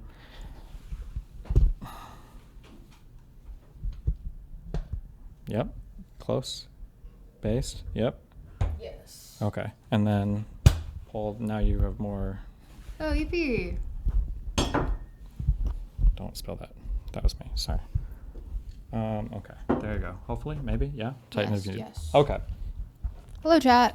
Cool. Got it? Good? Yes, thank you for... You're welcome. For everything. Okay. I brought him onto the show to do the music show, and he interviewed Nick Land. And Simon, is the most stiff upper lip, very intellectual English guy you could know. And so the fact that he was interviewing Nick Land, who the Pause people for a said he was second. The fact that he was interviewing Nick Land, people that were also interviewing Nick Land were Theory Underground on YouTube and The Dangerous Maybe, both of which are, YouTube podcasts. and not with like huge followings, even though personally I do quite like their content occasionally. I think they have good takes, and also friends of the studio, but like not huge people. Like, it's not stiff upper lip intellectuals constantly interacting with this man. It's like it's just YouTube channels that get like maybe 11K views. Yeah. You know? Have you do you know who this predictive history guy is? Why does that sound familiar? Oh man, we're not gonna go into all of this, but if you ever get bored, he's Oh yes! Oh my! Yeah, no, I was watching a stream with Quarantine Collective actually, and we were dogging on this guy because he's so funny. this guy is legitimately like, I don't know if he's crazy, but he's like, yeah, he's not anything. He's definitely a shill because when you look into, he's talking to a room and saying like 4 people. no, there's no one in there. If you look in the reflections, the seats are empty. I think sometimes there are like a few kids in here because they'll ask questions. I'm almost positive. I feel like you see him on camera sometimes. Sometimes he might be faking it, but I'm almost positive He's I've like, seen we're him. starting out semester 2 or semester 1 and going on like this entire rant, and you look in the background, you can see very clearly that all the chairs are empty. I think sometimes there are people in there. They might be empty sometimes, but regardless, this guy is insane. Like everything he believes is like super crackpotty. But this guy's been making the rounds on like, I don't know what you would call like the mainstream alternative media. So people like Breaking Points. Yeah, I or, saw him. That's where we were critiquing him because he ended the podcast. He ended the episode with essentially saying, "Oh yes, the world is going to end with the 3 horsemen of the apocalypse: the Jews, the Jesuits, and the secret third thing that I'm forgetting." And then they didn't really engage with it, and they just said thank you, and then he just left. Yeah. I don't like how. Freemasons. Yes, it was the Freemasons. Thank you. Nice. Yeah, just no, it feels like nobody in the alternative media like vets any of these people. So even if they do show up on podcasts, like it doesn't really mean anything because, and then also they have names like Professor whatever else, and it's like, what do you mean by Professor? Professor? It he's literally not, says right? he's teaching high school students. Yeah, and he's not. I don't think this guy. I don't believe he's PhD'd or whatever in anything. I don't think so either. Definitely not in the broad scheme of things that he talks about. What Beijing high school are you teaching about Epstein's world? Yeah, and everything else is, oh my God, there are so many crazy. Yeah, if you ever get bored, you can go through this guy's channel. We went through it like several months ago, but if you go through his channel, there's just so many hilariously, like he doesn't think the Holocaust like really happened. He went through a whole battle strategy that we would have with, I think, Iran, I think like a year ago, and about how the U.S. could never win because Iran has too many mountains. It's that Well, funny. that's It's what they crazy. paid the Kurds for anyway. Sure, I guess, yeah, to march to those mountains, but okay. We're Crazy, both isn't gonna it? take that train. True. Actual English guy you could know. And so the fact that he was interviewing Nick Land, who the people said, he's crazy, he's into the occult, he's into all these wild things, I was like, well, if Simon interviewed him, this will be a down-to-earth understanding of who Nick Land is, because Simon's very down-to-earth. So when I read Simon's interview with him, which is from 1998, and it's also where Simon meets the philosopher Mark Fisher, which I got to relish, Tuck. This is probably the first and last time someone will Brings up leftist on Tucker Carlson's podcast and has to relish in it. I think that's really funny. I really don't believe that he is truly a conservative in the slightest. I think he's literally just a sci-fi fanboy. This guy? Yeah. Oh, sure. Because no Also- one's a fan of Mark Fisher, who is not like a left accelerationist who actually does want generally like egalitarianism. Yeah, but I think that a lot of these guys, I'm just looking at this from a political mode now, ever since the first Trump term in 2016, 2017, I feel like the big split has been between people who believe like in institutions and like kind of anti-institutional people. So a lot of these people will be more warm towards like leftist thinkers, as long as those leftist thinkers in some way undermine the current like world structure or whatever else. So like in the first Trump term, you had people like Jordan Peterson who were really scared about like the postmodern neo-Marxists or whatever else. But now you'll get a lot of people who will say things like, oh, like this leftist guy was correct because he's saying all of the Western capitalism was evil. And he was correct that all of these capital people are working together with their secret societies and blah, blah, blah, because they've gone more down that anti-institutional part than any like left-right paradigm, I think. I mean, honestly, I think my main gripe with the like the current bipartisan system between like the Democrats and the Republicans is that neither is actually supporting the working class. Like neither of them actually represent them. So of course there's going to be like this huge split amongst the two. Sure. I would say the Democrats do a much better job policy-wise, though, of helping working class people versus the Trumples that... The thing is that I do agree that they do more, but I think that fundamentally not only are they not doing that much, but I remember I was looking at the DNC. DNC, the Democratic National Committee Convention, whatever. And I was watching it and I was like, why is this woman dressed in diamonds? Like people like their... I think a difficult thing about a difficult thing about marketing yourself to like working class in the United States is people they'll say this thing over and over again, like kitchen table issues or mailbox issues or whatever else that helps the working class. But working class people, it feels to me like, are disproportionately bought into cultural phenomenon, like culture war stuff. So like if I were to come out and I were to either have conversations about like increasing wages versus like we need to get trans girls out of schools, like for a lot of working class, at least conservative people, the trans girls in schools hits harder than any type of like wage shit. That's the feeling that I get when it comes to marketing to a lot of these people. But Perhaps. I think a lot of the issue too, though, is that I'm never saying that both sides are fuck you. No, I'm not. I'm a heavy leftist and unabashed about it. One of the things that I get a little irritated about is I feel like when it comes to when it comes to fuck, my audience hates me when I give these takes, but like I think that the American consumer, the American life in general is actually pretty good.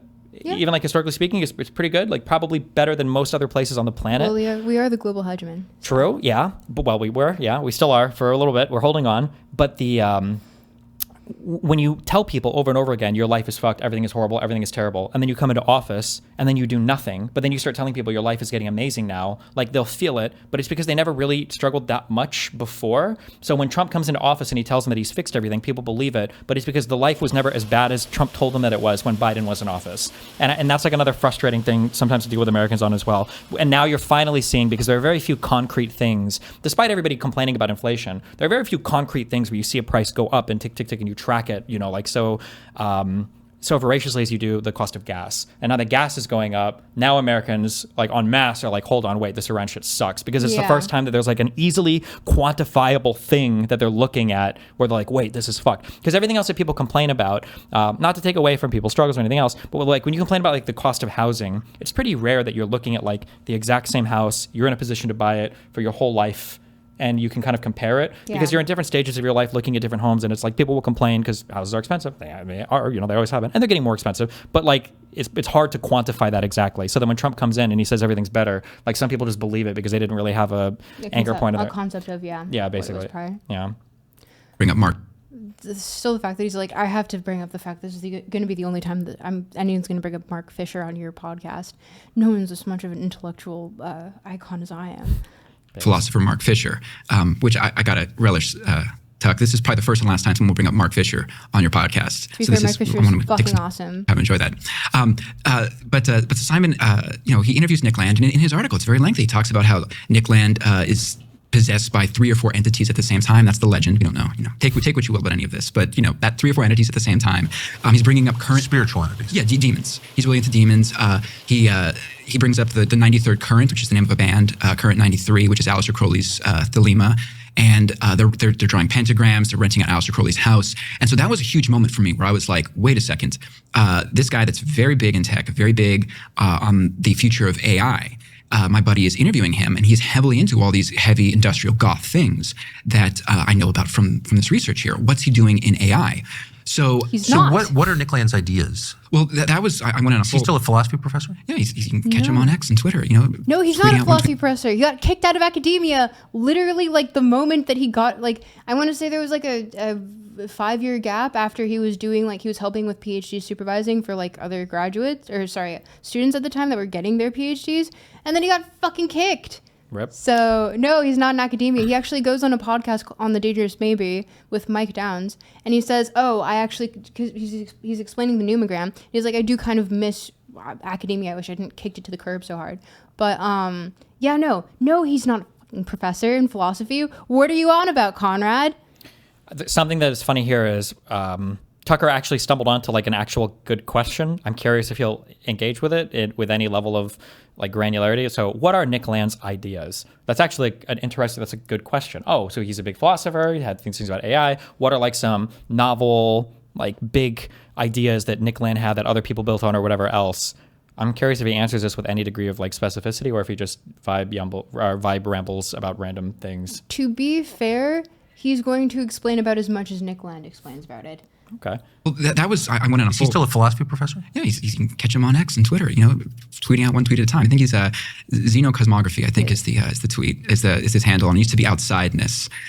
But he can be pretty brilliant and smart and has some good takes. But lately now it's actually just entirely him like being like, oh, of course, like we're losing the Protestant majority in the UK. We let so many Catholics in. Like, buddy, you have the Dark Enlightenment written on the premise of like equating Hitlerism to like, is it as bad as Satanism? Like, I don't know. Like, it's just, I don't, he's like, this is so fucking backwards. Cause he's really, I feel like he's on his esoteric grift right now, which maybe it's making him money. Who knows?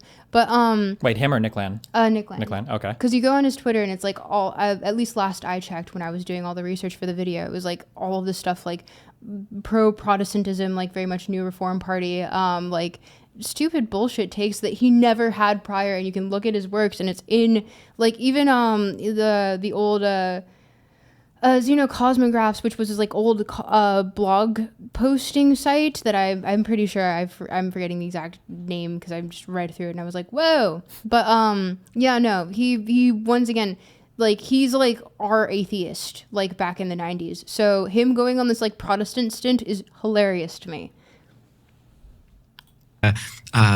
He was What are the themes of his work? so he eventually, he says his work was Okay, entirely wait, hold on. He didn't really answer. He said he gave the name of the Twitter handle, but when Tucker asked him, like, what are some ideas this guy has, he didn't really give anything. He just named, like, the handle, and he said he's, like, brilliant. Okay, we're waiting for it. was What are the themes of his work? So he eventually, he says his work was entirely channeled. So, channeled as an automatic writing. So this goes back centuries, but Not 100 true, years ago, but you had poets like whatever. W.B. Yeats. You noticed me struggling to make sure I pronounce that correctly. He had his wife do a channeling to write his book. A channeling means essentially you're possessed to write this. That this didn't come naturally from you. That maybe Some outside force takes over your hand, demons, your angels, tongue. yes. And And so he does actually go into this, but it's the same way that if you look on Orphan Drift's archival website, which is the sister organization that did more of the art side for the CCRU. So essentially, they're like the same thing that they call avatars is what they call demons, is what they call like these, and like it's essentially what the Romans would refer to as the muses. Like these are just like entities that give you sort of like divine, or I guess like demonic sort of inspiration for your works. And that's what he's saying he's being possessed by. But it's just like... But when he says it, he means it in like a metaphorical sense? Or does he mean like in an actual demonic possession sense? He's trying to say... Because it's... When I explain hyperfiction in the video, it's like you're taking your work seriously as though it is the reality of like what's going on. Okay. So you're not really... You're talking as though these things are actually happening in real life, even though... Really, you're just playing more. You're not method acting. You're being a performance artist. Gotcha. But you're being a performance artist. Yeah, he won't ever explicitly state it, but... Okay. Like J-Rec. No, I'm just kidding. Who? Wait. his work on AI, which is incredibly influential, he said was an outside force to write this. And Nick Land is a proponent of AI? oh yeah, no, he's a proponent of AI, but his philosophy is idea how it essentially that we are building this AI that's going to become not only just super intelligent, but it eventually becomes so advanced that it gains omniscience, it gains omnipotence, and it becomes this superhuman godlike thing that transcends humanity eventually. Okay. This is literally from the CCRU writings, 1997 to 2003. It's called Axis, AXSYS, because it's axiomatic systems. This is sci-fi. This is sci-fi from the 90s. Like, he just wrote about sci-fi. This is not actually anything that's like a general theory of his. And there's multiple writers writing about this, not just Nick Land. So it's just so hilarious that they're like taking this sort of like, ooh, and he predicted all of these things, and it's like, oh man, come on. Based. Eventually destroys humanity, and he gets really into the Book of Revelation, ends up becoming the demons from the Book of Revelation. The real thing with Nick Land, Wait, what becomes the demons of Revelation? AI does. That we No, are he says building the demons AI from the Book of becomes Revelation with AI. And That's capitalism Nick becomes Land's AI. position. but I should say too, it's the position of a lot of these guys. Elon Musk has said that with AI we are summoning the demons. Yes, he has said that. He said that 10 years ago in an interview, and he's said similar things You have every year stated since. Grimes. But Elon is, Based. or was, trying to sound the alarm on that. Nick Land is for this, I mean, with a lot of these guys, Tucker, it ends up being, a lot of them are, I mean, they would maybe blink at Satanist. Although Nick Land has said, Christians who believe that what he's doing is talking to Satan when he does these divination things. He says they're not totally wrong. He's not unsympathetic to it. He says he is hearing from the outside and that these are, he's not totally unsympathetic for He's it. talking But about with a lot of these guys, he's talking about hermetic traditions and like things of that nature. Because he also, once again, as you were saying before, he actually is very good about putting things in perspective of the time period in which it was created. So Hermeticism as it relates to like the numbers that are used in Kabbalistic tradition, and also like because they weren't using Arabic numbers at that point. They were using Roman numerals, so it has different meanings because not everything equals to 10. And so he uses that in his little mythos that he takes as though it's reality, hyperfiction. But he. Wait, what is, for the people in chat that don't know, what is Hermeticism again? Hermeticism is.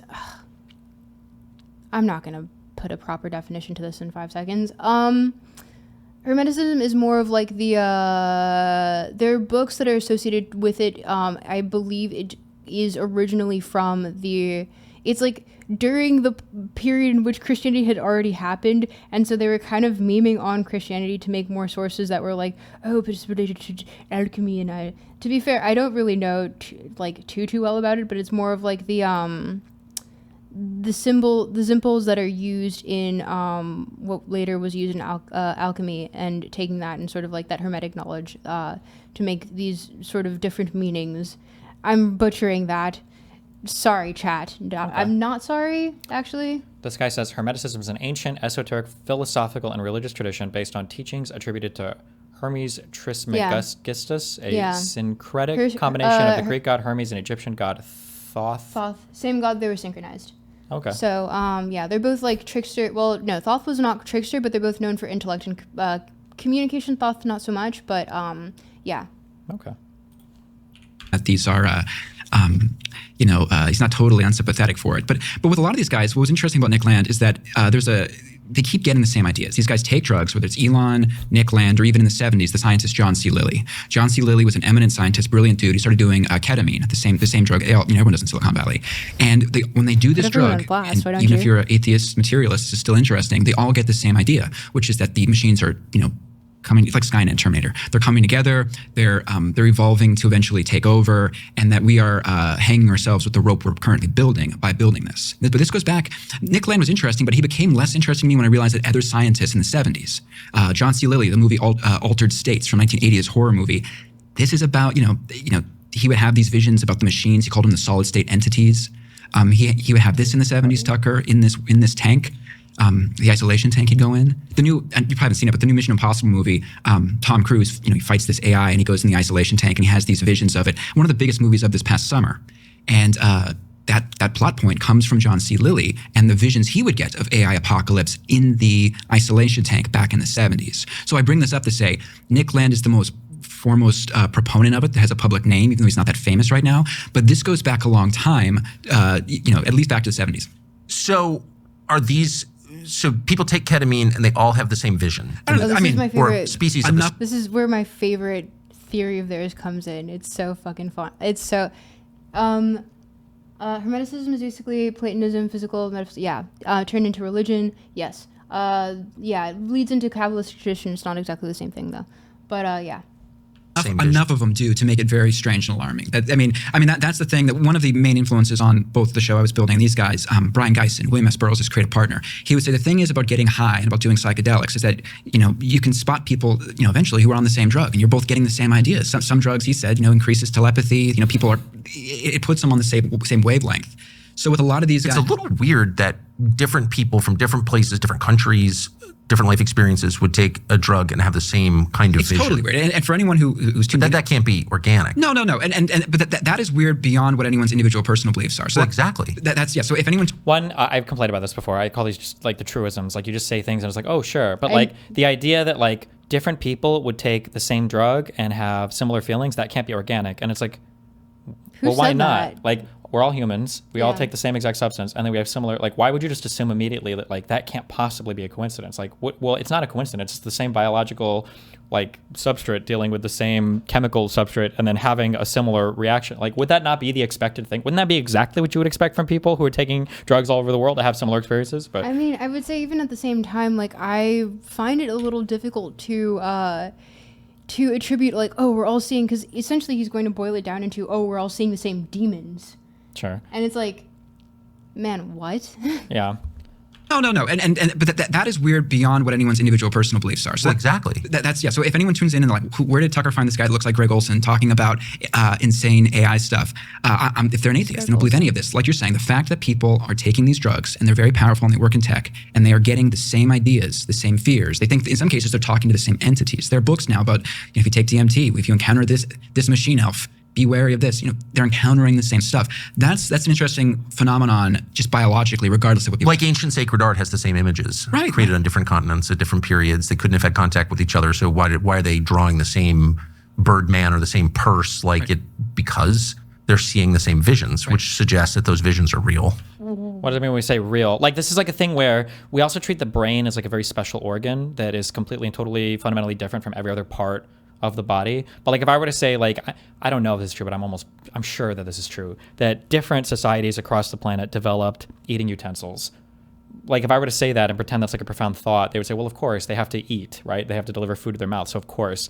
But any other similar thing, like we have similar visions for art or anything else, again, it's like the drug thing. Like, wouldn't we expect it to be pretty similar from human to human? Like, why would we expect every single human mind to have this random generator of completely arbitrary thoughts and we just spit these out at any point in time? Like, we would expect there to be a lot of similarity between different people, even in different societies and across different... Wittgenstein mentioned. What? Sorry, I saw chats. Wittgenstein mentioned. Hell Oh. yeah. But yeah, no, I think like the thing is that I almost agree with you there. But what I want to attribute it more is to the fact that we just constantly invent the same things throughout history in different time periods, in different places. Sure. Like the wheel was not necessarily as efficient in South America as it was in like Europe, but also like, it was still like, they still had it was like a steam-powered engine or something in South America that they found. Okay. I believe so. I might be butchering that. But like, it was just like, we reinvent the same things as just technology progresses because we need it for certain specific tasks. It was a child's toy, but, same thing. Why is snake worship universal around the world? Serpent worship. Here's something you may not have known. Back in 2000, disrupt something you might Snake not know. worship? You mean like from the growth things that they found table. that looked kind of like D8 thing dinosaur made are bones? farms.com. It's worth it. Exactly, because there's something that people are responding to that's not coming from within them, but outside of them. That was Carl Jung's like main insight is that getting to the idea of can ideas come from without you and not just within you. So yeah.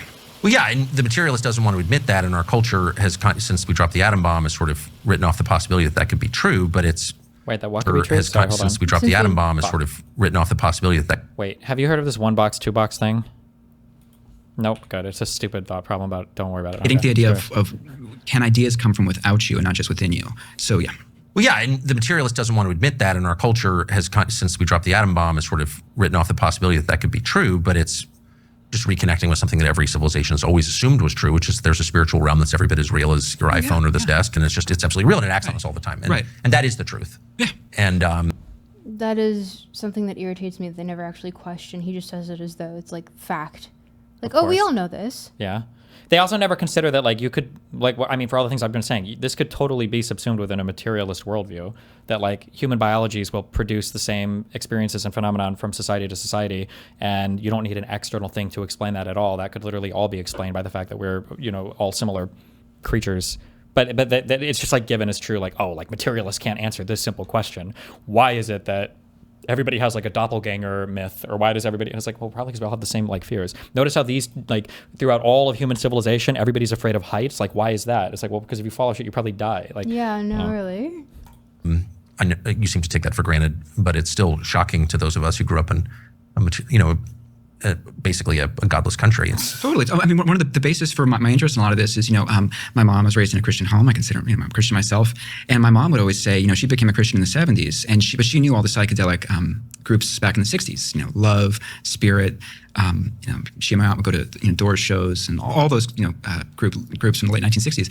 And something that she'd say, and that people who are rock and rollers into the occult would say, that they both say the same thing, which is that people take drugs, musicians do. Wait, we're at 2402. Which part? I want to go to I forgot exactly where it happens. Maybe just like skip ahead with the button. Here.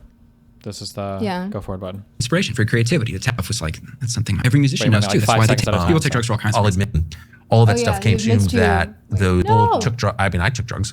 People take drugs for all kinds I'll of reasons. admit it, Really? but I didn't know Really that. took I drugs? thought that what kind of That drugs? was like, Hold on. that's something my mom says. My mom's a great Psychedelics. Christian, one of the all-time greats.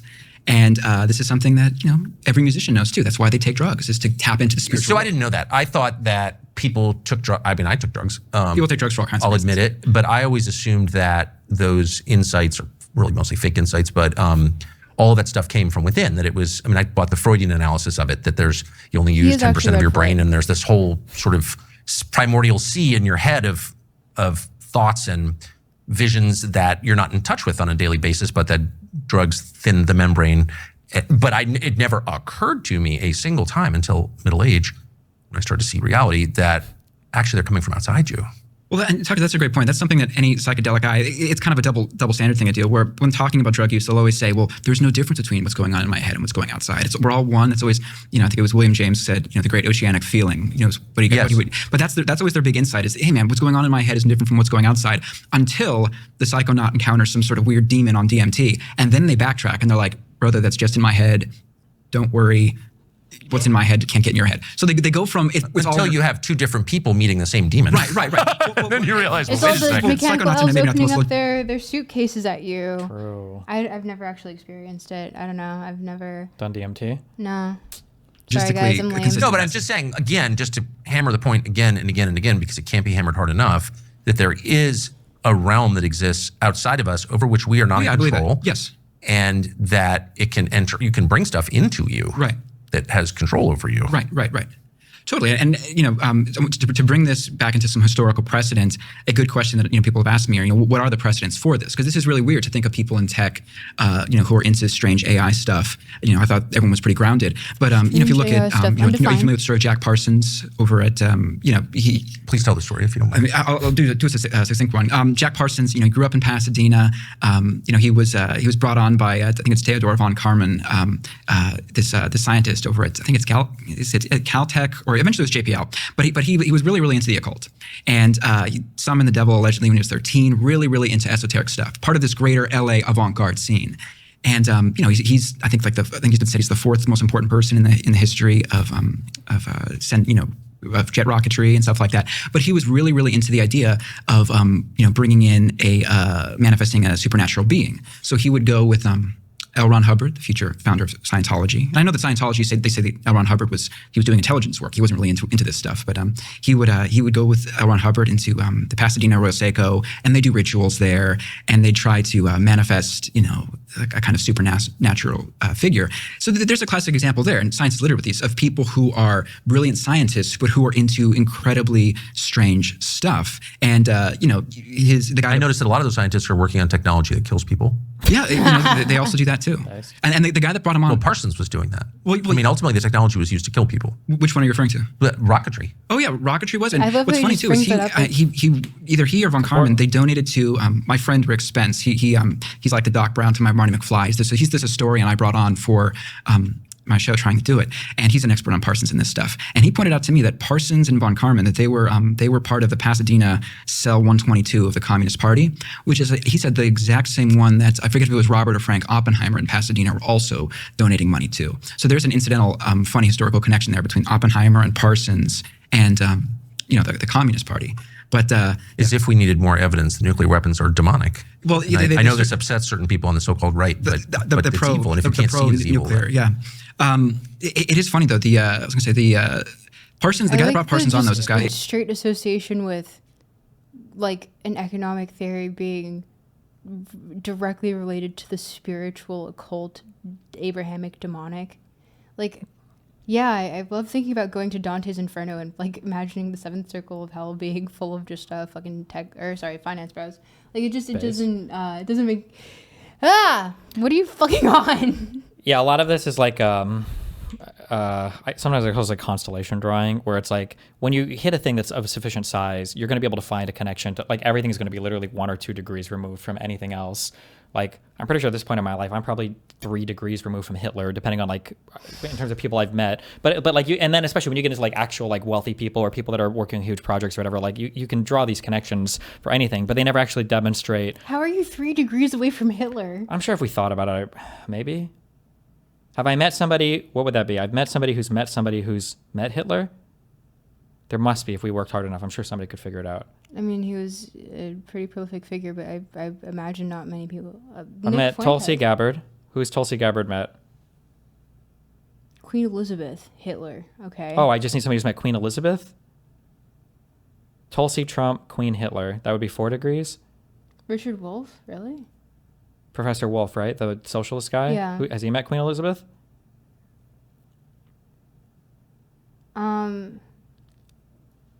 Are we, man, we're not really, we haven't. Lex Friedman? Has he met Queen Elizabeth? Piers Morgan. He must have met the Queen. Piers, Queen, Hitler. There. Do you think the Queen met Hitler? I don't know. They said it in chat. Wasn't she like 18 in World War II or some shit? Yeah, that's why I'm like. Oh shit, no, wait. Why the fuck would she have met Hitler? Yeah. I'm sure I'm 4 degrees. She must have met somebody who met Hitler. Theodor von Karman. And von Karman's father told Karman, brilliant scientist, that he was descended from, I'm just going to butcher the names here, but I think it was Rabbi Low, the 16th century Prague rabbi who brought together the golem. Which I bring up because that's something you notice with AI too, is a lot of the main figures in AI, they all think of themselves as being descended from creating a golem.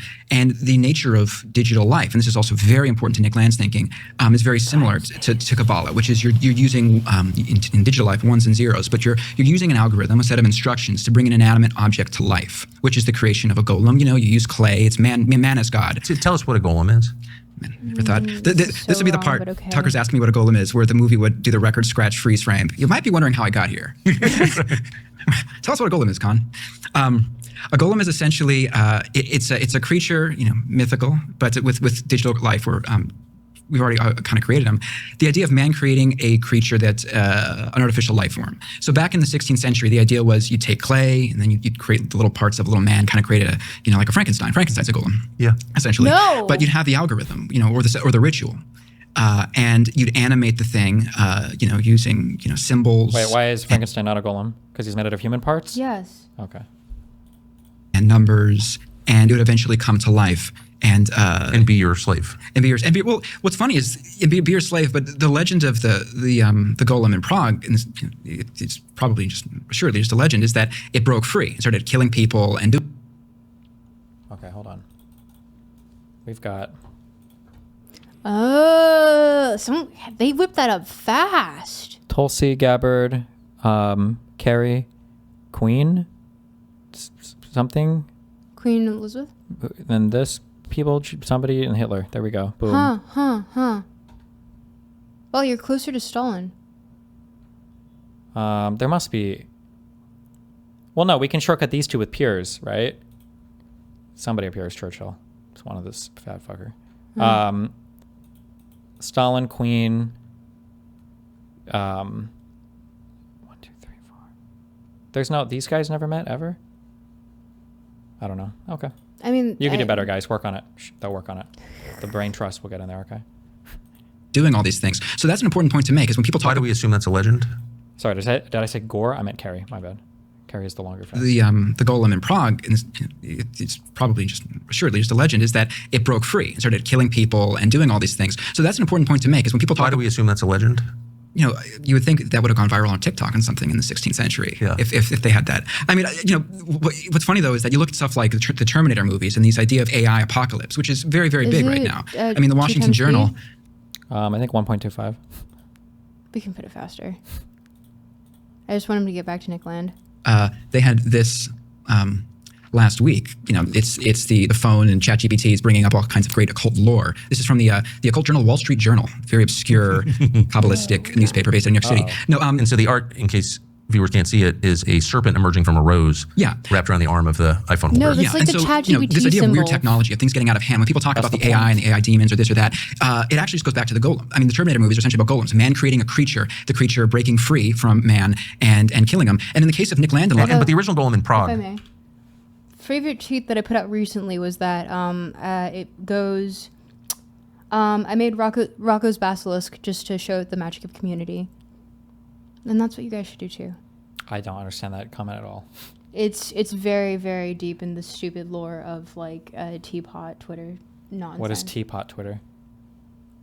Like post-rationalist, they call it post-rat, like a lot of less wrong stuff. It's just it's equally brain rot now as it was generally kind of interesting like back in 2010. Okay. I'll take your word for it. the one you're referring to in the 16th century, was the product of something called Kabbalah. Yeah, Kabbalah, and this is an essential Nick Land thing. What is Kabbalah? Kabbalah is something, after the destruction of the first temple, the Jewish people were famously enslaved and taken captive by the Babylonians. This is where the book of Daniel is written. And what Nick Land does, and a lot of these guys do, is they end up perverting Jewish history. And they, in the Bible it says, salvation is of the Jews, which people forget. And a lot of people that don't like Jews, they forget, the Bible comes from the Jews. It's almost all exclusively written by Jewish men, maybe not the book of Luke. So what Nick Land does, and a lot of these guys, is they say the real purpose of the Jewish people was that they picked up Kabbalah from the Babylonians back in maybe 5th century before Christ, and that they kept it. It eventually becomes, Kabbalah is essentially, it's a form of Whoa! We've got to be closer to Epstein than 3 degrees, right? Certainly I met somebody who's met Epstein. I'm sure Pierre's met Epstein or somebody, no? About this is it Whoops, wrong. Let's say magic. I mean, Gary Lockman says that what we think of as occultism is all essentially Kabbalah, at least in the West. Oh, it's now a form of you've magic. changed the definition. It's a form of, I'm going to butcher this because I'm not a scholar on it. But essentially, what Nick Land believes is that the Jewish people, they kept the Kabbalah. It eventually becomes digital life, through ones and zeros. But it's a Gnostic religion, which is to say it's hidden from non-initiates. Yeah, I mean, there's a mainstream That would not version of be it, but Gnostic, that would be esoteric. But whatever. it eventually kind of becomes what they believe. It's a precursor to digital life. So what Land and a lot of these people believe is that the actual salvation that the Jewish people provided was keeping Kabbalah, which eventually becomes digital life, which eventually becomes AI, which eventually becomes the creatures in the Book of Revelation, which essentially later go on to destroy humanity and fulfill the Book of Revelation. But that is a good thing. A lot of them believe. Something amazing is happening in the U.S. After I mean, if it didn't already come across in my video, the CCRU is deeply anti-human, anti-humanitarian, and also anti-human in general. Like, they think that, famous Nick Land quote goes, humans should be studied, but just so much as the interest of the experience of sea slugs. Like, it's like, okay, man, I get it, you're edgy, you don't really care about other people, cool. But I guess that was like counterculture for the time, but it's very cringe now. They've transcended humanness based. Oh, God, you're so cool, man. You're so special. .com/Tucker. And if it doesn't change your life, I'll be shocked. I mean that. Now, why would that be a good thing? For a lot of these guys, like Nick Land, he calls himself a theosophist. Theosophy, again, it's a hard thing to untie, but in part because the religion itself was kind of a mishmash. It was a 19th century philosophy formally put in place by Madame Blavatsky, I think in 1875. A Russian emigrated to London. Yes, and she came from a long background of Freemasons and German, she came from a very occult. Her first cousin was the president of Russia, Sergei Fitz. I'm probably butchering a lot of names here, but Madame Blavatsky was a very famous person in 19th century. Yeah, she was essentially the mother of the New Age movement. So what she believed, it's Western esotericism mixed with Eastern religion. It's essentially proto-hippie, proto-California counterculture stuff. A great book on this, one of my favorite books, is a book by Martin Green called Mountain of Truth about Ascona, Switzerland. It's about the birth of the modern counterculture, the California counterculture. Whether it was Trotsky and Lenin or Carl Jung, all these people pulling out Tucker and the secret doctor, Satan, consent. How do you get in there? Another record scratch hole. Record scratch, how to get her moment, say that loud.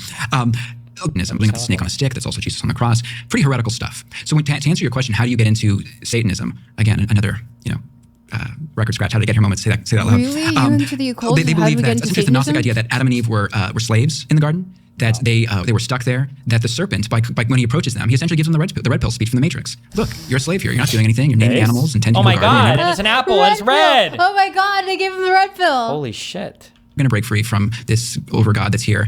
I can give you a choice. Take this fruit, this red pill. I don't know if it's a pill, or you can stay here and be a slave. But just know, if you take this thing, if you take this pill, if you eat this fruit of knowledge, which, as you can see, I should emphasize this: the tree of knowledge very much ties directly into this whole concept of AI, which is we are kind of creating this tree of knowledge. We'll get to that in a second. No, it does. Like, okay, sorry, I'm getting like, oh god, it's just like so fucking cringe. Like, I'm feeling it throughout my entire body, man. Just stop talking. Holy shit. Says you can eat from the tree of knowledge, and there'll be a price to pay for that, but you're going to be free, and you'll be like a god Once you rebel against dad. Yeah, essentially, yes. You will be free. You need to transgress. You need to sin, but you're going to be like a god.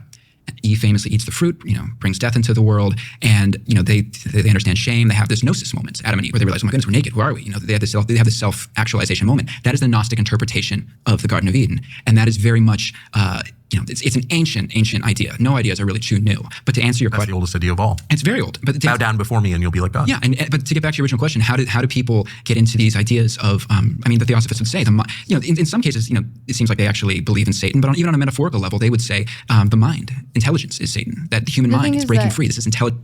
Okay, one, hilarious that he says the human mind is Satan. Two, because like what a fucking quote. But like two, also none of that, like Nick Land never actually references Satan unless it's like in regards to equating something to like a fundamental evil, like a moral evil. So he's really kind of just like pulling at all these threads and once again making exactly what Nick Land said, like something that was more cinematic than he actually like ever envisioned. Based. Intelligence breaking out. So I'm going to make a crucial point here. When they talk about AI and they talk about AI apocalypse and they talk about intelligence breaking free and AGI, you're getting into this idea that even Land himself will say is theosophy, but it goes way back of the mind breaking out and rebelling against God, intelligence breaking free. And that's what they believe.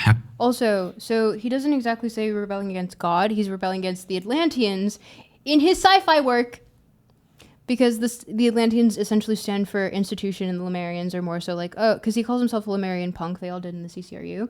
And so like it's being against the institution, against tradition, against against authority, etc. Like, but also it has its own like decentralization. We want to kind of kill time instead of like different levels of sci-fi going on here, but he's saying this with like such earnestness, and he's just like he's really going on this stint, and he's like yes, and he said Satan, and it's like no, he never did actually.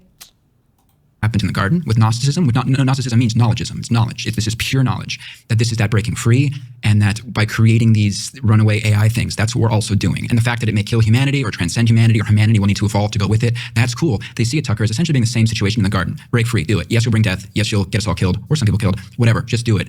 This is where he's extrapolating the point of Nick Land actually just saying, oh, we should just kill all poor people, or sorry, stupid people and poor people. Okay. And he's taking it to some people will die. It's not specifying who, but it's more so the read of the land that Land has on capitalism and hierarchy, that some people will die. Gotcha. Cults typically don't buy green bananas as far as thinking ahead. They don't. And but this is a religion for people who don't have children. No. Of course. Just do it. Right. So what I think you've successfully done is tied a bunch of different threads together and pointed them all the way back to the origin story. Well, I hope I did that. I hope I just didn't do the It's Always Sunny meme of him having the all these index cards. No, It's very hard to No, I think you laid out the thematic basis of Gnosticism, Kabbalah, whatever you're calling it, the occult. It's all a rebellion against God, and it's always predicated on the same transaction, which is bow down before me and I will give you power. Well, it definitely can be that. And I want to emphasize, they do pervert Jewish history by making the Jewish people, by them preserving the Kabbalah when they're in exile and picking it up. They say that's the real purpose of the Jewish people. And the people that are into the AI forerunners, whether it's Marvin Minsky, who was one of the Epstein, that was one of the guys, that the girl who I think killed herself in the last year. She said she met Marvin Minsky and was told to have sex with this dude. He's one of the founding fathers of AI, but he comes from this the background of having fathers. He comes from the background. He was told that he was the descendant of Rabbi Lowe, the Prague guy that created the Golem, as was Jack Good, who wrote one of the main books that is about AI in 1965. Was a relative of the. Yeah, but most of them aren't. I think the one I mentioned earlier, Theodore von Karman, actually was. Like he was the one that was told, like, you actually are descended from him. The other one, it's more like telling a WASP kid, you're a descendant of George Washington or whatever. Right, you're Mayflower descendant. Yeah, but even though they kind of pervert Jewish history like that, anti-Semites also love Kabbalah too. I mean, even it was founded in 2008 in Hitler's personal library. He had a book from Ernest Schertl, the Aleister Crowley of Germany, and famously, not many people know this story because it's recent, but Hitler was circling like Kabbalistic things about Satan and this stuff. No. So, and this is something that Gary Lockman's pointed out. It's a key part of Jewish history, but also even people that hate Jews also really get into Kabbalah too. So I don't want to generalize too much. Interesting. So back to Land. So Land is this academic. He's a tenured philosophy professor. Or he's a philosophy professor No, he was not. At British University. He was not. He describes himself or has been. How could he get fired if he was tenured? No, don't you have to fuck up really hardcore? He wasn't even a professor. Okay, sure. He was a supervisor. been described For as PhD grads. occupied by demons, possessed by demons. Oh yeah, my friend Simon, I think I mentioned it earlier. And he was when never went out there, possessed said, by you know, demons. He was possessed by avatars that they also substituted as demons, but also substituted as muses, the just divine inspiration for art and creation. the legend around Landis, he had been possessed by at least 3 or 4 demons at the same So time. normally, like as a resume point, that'd be a deal killer. Like mean, if someone comes to you and says, "I want to work for you. I'm possessed by demons," you would say, "No, I don't want any demon possessed employees." But for Land, Typically, yeah. that increases his stature with certain people. Well, totally. I mean, this is something, and this is a huge thing I learned, Tucker, in researching this thing. That I was reading this book because with Land and his group of academics, the CCRU, the Cultural Cybernetic Research Unit, they were very much based off of Genesis P-Orridge's Temple of Psychic Youth, where the idea comes from Burroughs, which is to use modern tech to its fullest for occult purposes. That the modern magician does not shy away from using the latest tech. That was William Burroughs' thing. There's a great book called The Occult World of William S. Burroughs, and it talks about how he'd use audio recordings, movies, editing to try to edit reality, to try to create a glitch in the matrix or whatever you want to say. Hyperfiction is essentially from this premise. To do that.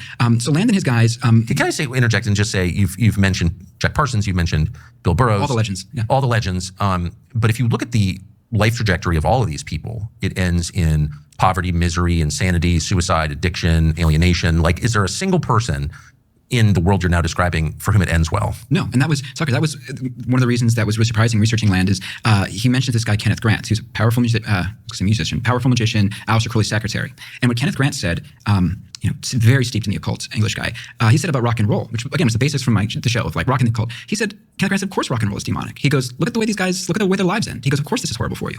So when I read that, Yes, when you die at 27 of self-inflicted wounds, as famously so many of them did, that's not like a sign that you're on the right path, right? it ends horribly for most of them. But the fact that Kenneth Grant had said the 27 Club is based, duh. What do you mean by it based? Amy Winehouse, the other people that died at 27. You don't mean it's good they died at 27. Yeah. You're making a joke. Never mind. Yeah. I got it. My bad.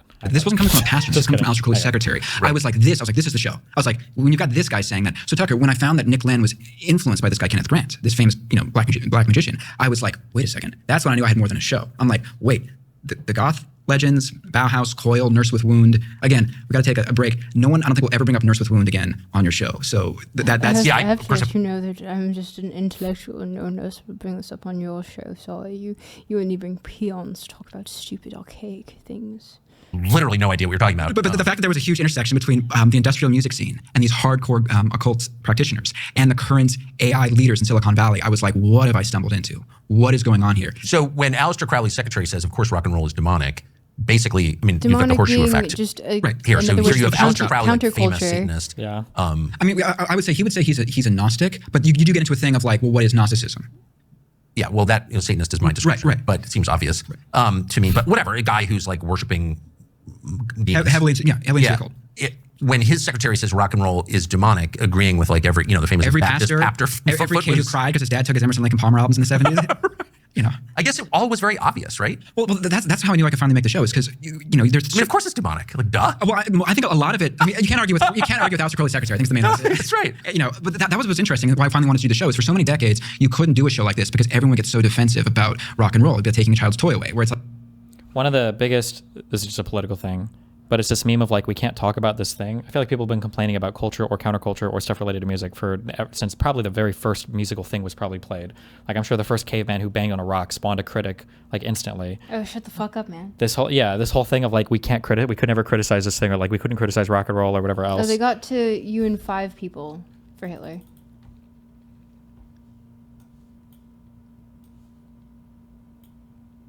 Oh.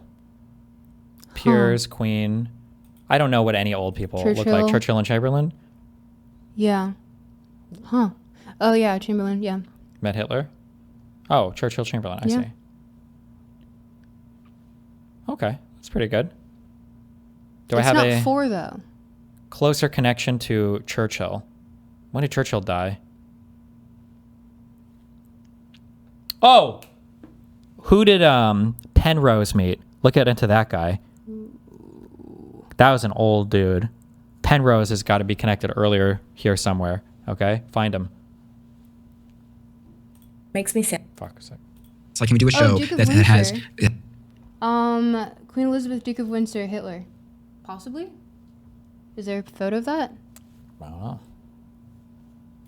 pastors, it has Christians, it has rabbis, it has all these people who talk about the religious aspect of music. But then could you also get these other people who are into the darker side of things to also talk about it? And for so long, especially with a lot of Christians, they would be so defensive about it. There's nothing wrong with it. I can do what I want with this. That you can find. That led to where we are now. I mean, he was commissioned by this in England, and this is about the unity of the crowd and the shouting. And never got more pushback for any. You know, as a journalist, whenever you ask that you talk about prison, yeah.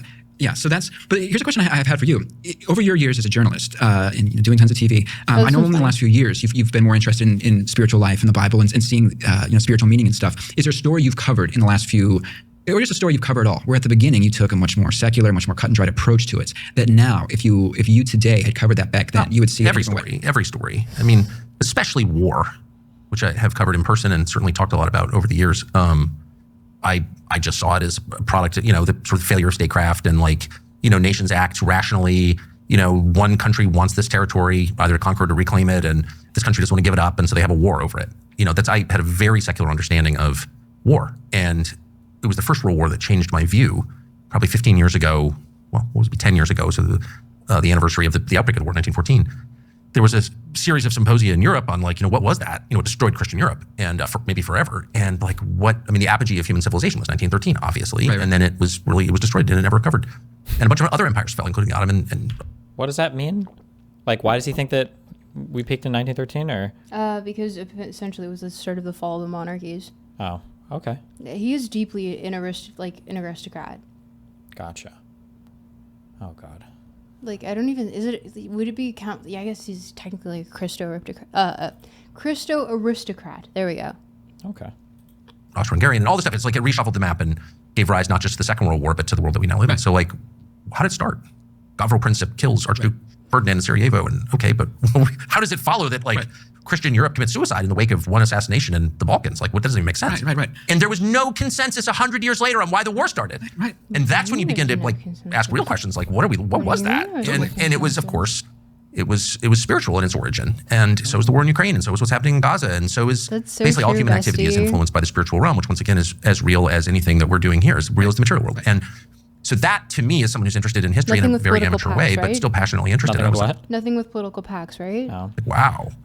I am not assessing the human experience in its totality. I'm only seeing a small part of it. And so now I really make an effort. It's difficult at the age of 56 to relearn patterns, but I'm trying to assess human behavior in light, again, of the in light of the totality of the human experience, much of which is influenced by the spiritual realm. What? Where is he hands him the thing. What's the thing? The number thing? Yeah. And it's hard. Because my default is always this person's pissed at this person, or this person wants more money, or this person wants to sleep. But that's only part of the story. Funny is, you've been on TV for decades, and I've heard your voice for decades. So part of my brain is someone obviously left the TV on, or a second delay, and I'm like, dude, he's talking to you. Sorry. No. And I'm like, oh yeah, wait, that's me. He's asking me if I'm ready to go.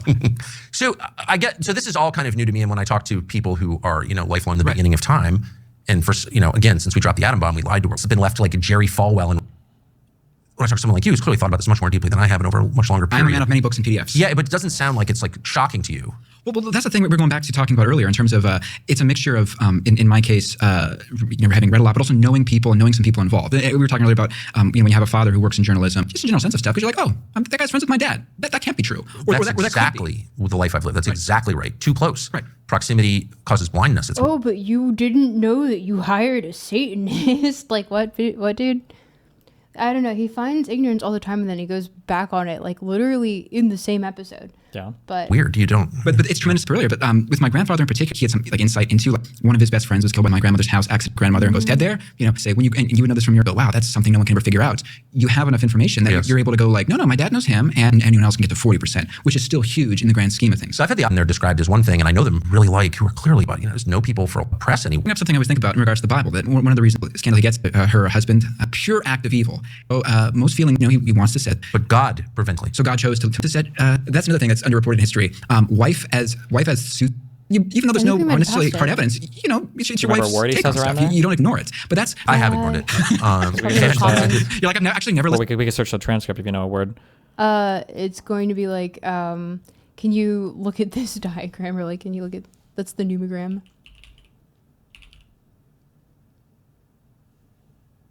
It might be there, yeah. Right at the very beginning. Did we miss it? Maybe. No, I don't think it's that. Sorry, it might be. Is there another one? look at this graph. Look up, Nemogram. Oh, wait. Oh, we were There. close to it. It's probably Yeah. this. Yeah. You get 65. That'll help you with the 66th. So the Bible's, it's about a lot about trees. And so one of Nick Land's favorite things that the CCRU, his academic collective, that they ended up coming through, they say it was a channeling, or it came to them when they were staying at Aleister Crowley's house in England in 1998. And they came up with something called the numogram. And people listening to this won't be able to see it, but I want you to hold that up. That is his. I want you to hold this up. The numogram. We have the numogram. Okay. Printed off on the same throwaway paper that he has. System that is. Can we just like, yeah. If you're familiar with. Can you just hold it up in the audience? Yeah. What can you garner from this? From this. Yeah. Um, Also, I don't do videos on the Dark Enlightenment. I just do videos on general philosophy. I just happened to start with Nick Land because I thought he was silly. I feel like this is the topology of the world that we live in right now.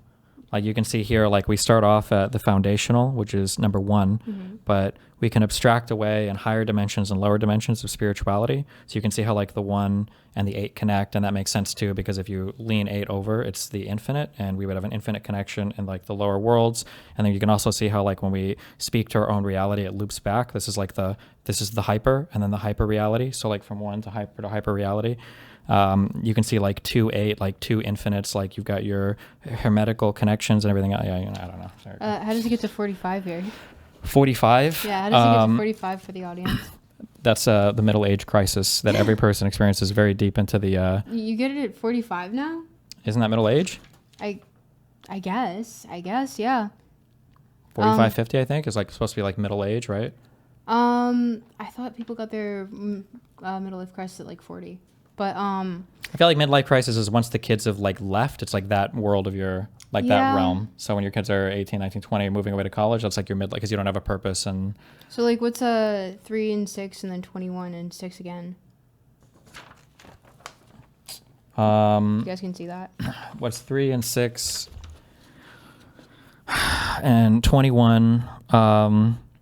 Well, so this is like more fundamental beneath our reality, and these are like the higher things that are abstracted more from our reality. And you can see like the highest thing we have is like, so 3, 6 is like 3 represents perfection, 6 is like evil. So you've got like your perfect evil, but you also have 21 is the 3 times 7, and 7 represents goodness. So it's like the eternal struggle between good and evil, and that's my take. I see. Okay. And then, but also 3 out of 6 is 6? Well, because everything loops back to Satan at the end. That's why these guys are transhuman and above humans, because they realize humanity needs to be defeated because evil will always win over. Well, you can't say that they're transhuman because that would mean that they believe that they want to use like technology to transcend being human. Okay, they're they're post-human. I guess it's still kind of transhuman is like a branch of. They hate Judaism. humans. They want humans to die. Oh, you mean the CCRU, not the CCRU. Whatever these guys are Yeah, they are definitely transhumanists, all of them. based. Wait, that means they want their minds to be transferred to electronic devices, or that means they just want humans to be gone and AI to take over and do everything? They want some sort of like input, or not input. They want some sort of integration between their bodies and technology. Gotcha. It depends who you ask, person to person, who is in the CCRU.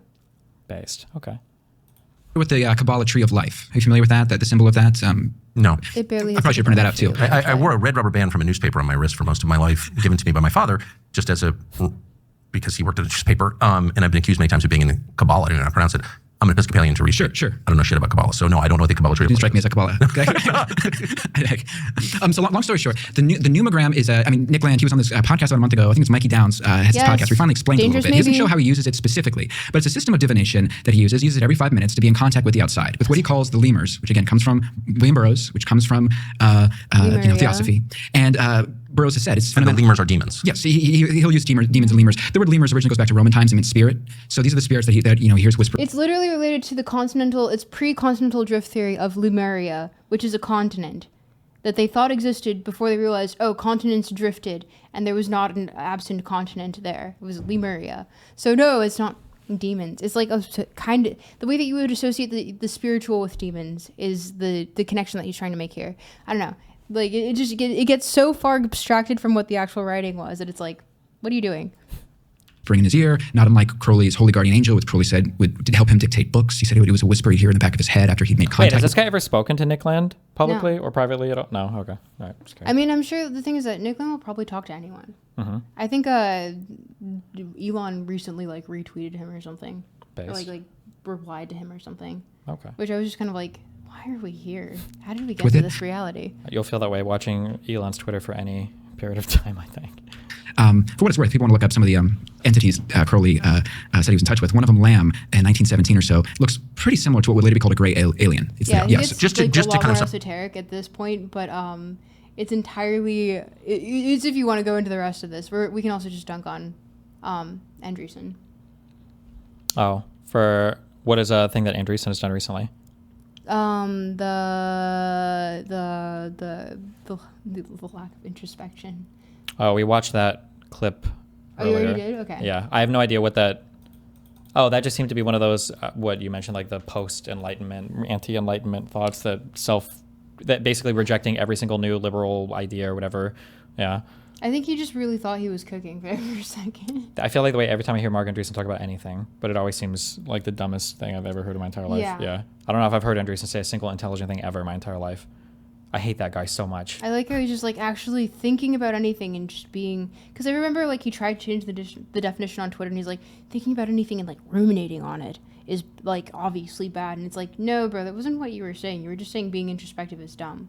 Yeah, sometimes people will make this is like a human thing, but somebody will make like a very I don't know if you'd say outlandish claim, but like a claim that's like very far out there that would seems like it would be Outlandish. very difficult to defend. And then when you push them on it, they redefine the claim into something that's not even interesting anymore. So what you just said, I don't know if he tweeted that, but if he did, he's like, well, rumination is bad. Well, it's like, well, obviously rumination is bad, but that's not even an interesting thing. Like if you go on a show and you're like, I don't think people should ruminate on thoughts. Like, yeah. I think Really? definitionally ruminate, I think is like negatively spun. Like that's normally like a negatively loaded Yeah, word. you're staying Rumination in on thought. things. Exactly, yeah. But to go from also, that's not the way that he presented the idea either when he was on that, when we were watching that fucking clip. No, I just saw the tweet and I was like, is this really how he's Yeah. gonna spin this one? But okay, go off. Cringe. Wait, fuck. Real quick. What was the name of the guy with the sword? Fucking the tech CEO guy with the sword. Somebody tell me who this was. He wears glasses. I don't know what any of these tech CEO guys look like, and I don't remember their names. Nick Landish. Alex Karp. Is it that guy? Do you know who that guy is? Why does it sound familiar? Is he a tech CEO guy? Oh, it's this guy. God. Oh, but Palantir. God, fuck. I hate all of these fucking tech CEO fucking people. I hate them all so much. Where's this stupid fucking sword? Oh, also, for anyone who's curious about the video, there is an ARG element into it, but find it if you can. Is that the QR code for the fake sponsorship? No. Oh. What does the QR code go to? Well, I mean, I guess you'd have to find out. Okay. Wait, is the sword not here? Whatever. not taken I hate out? this guy and I hate all Why these does she look guys 16? because they're tech bros and they're in San Francisco. So every female interviewer they have has to look like they're basically on the verge of being an Epstein victim or ex-victim, I guess now. Right. Rough. Well, I guess you would still be a current victim of a dead guy, but yeah. John Carmack, I think you mean? No. Carmack was the guy who did the original work on whatever the Doom engine was, right? I don't remember what it was called. It's not Unreal 1, is it? Was it not this guy? It is this guy. I recognize his stupid fucking face. I just don't know where the sword thing came from. Oh, is it here? I hate all these people. Oh! You've never seen this thing before? The guy? Vomit! Oh, she looks so... Why are they playing that music? Because he's so fucking cool, dude. What should I do? Should I not do anything? She's like, can I go home now, please? That would have been it. That would have done. Well, you were busy, having sex. I was busy studying the blade. Like, what the fuck, man? Based. These are the only weapons we'll have left when the AI take over because they'll destroy all of our munitions. So you'll have to learn how to fight with pole arms and swords. Yeah. And what if they destroy our swords? They can't do that. There will be reasons why. It's all contained here. It's You just all wouldn't in here. understand. It's all in here, there. Yeah. guys. This is why. Yeah, no. This makes me deeply... With Wait. Molly O'Shea. And then have you seen the Elon Fork thing? Must I? He's so cool.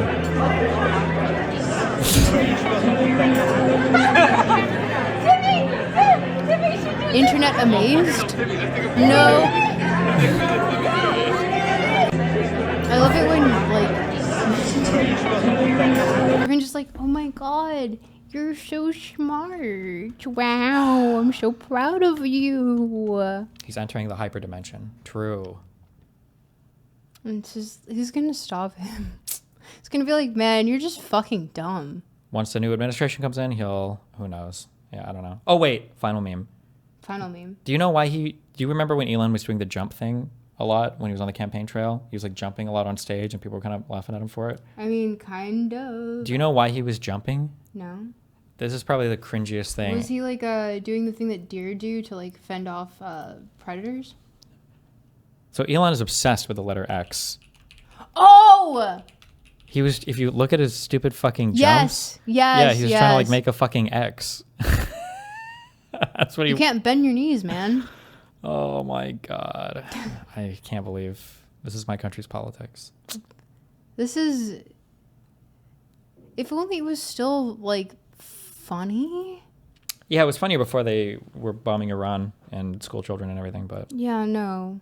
I think I lost a. Woo. That one's a little. the Hitler one. Yeah.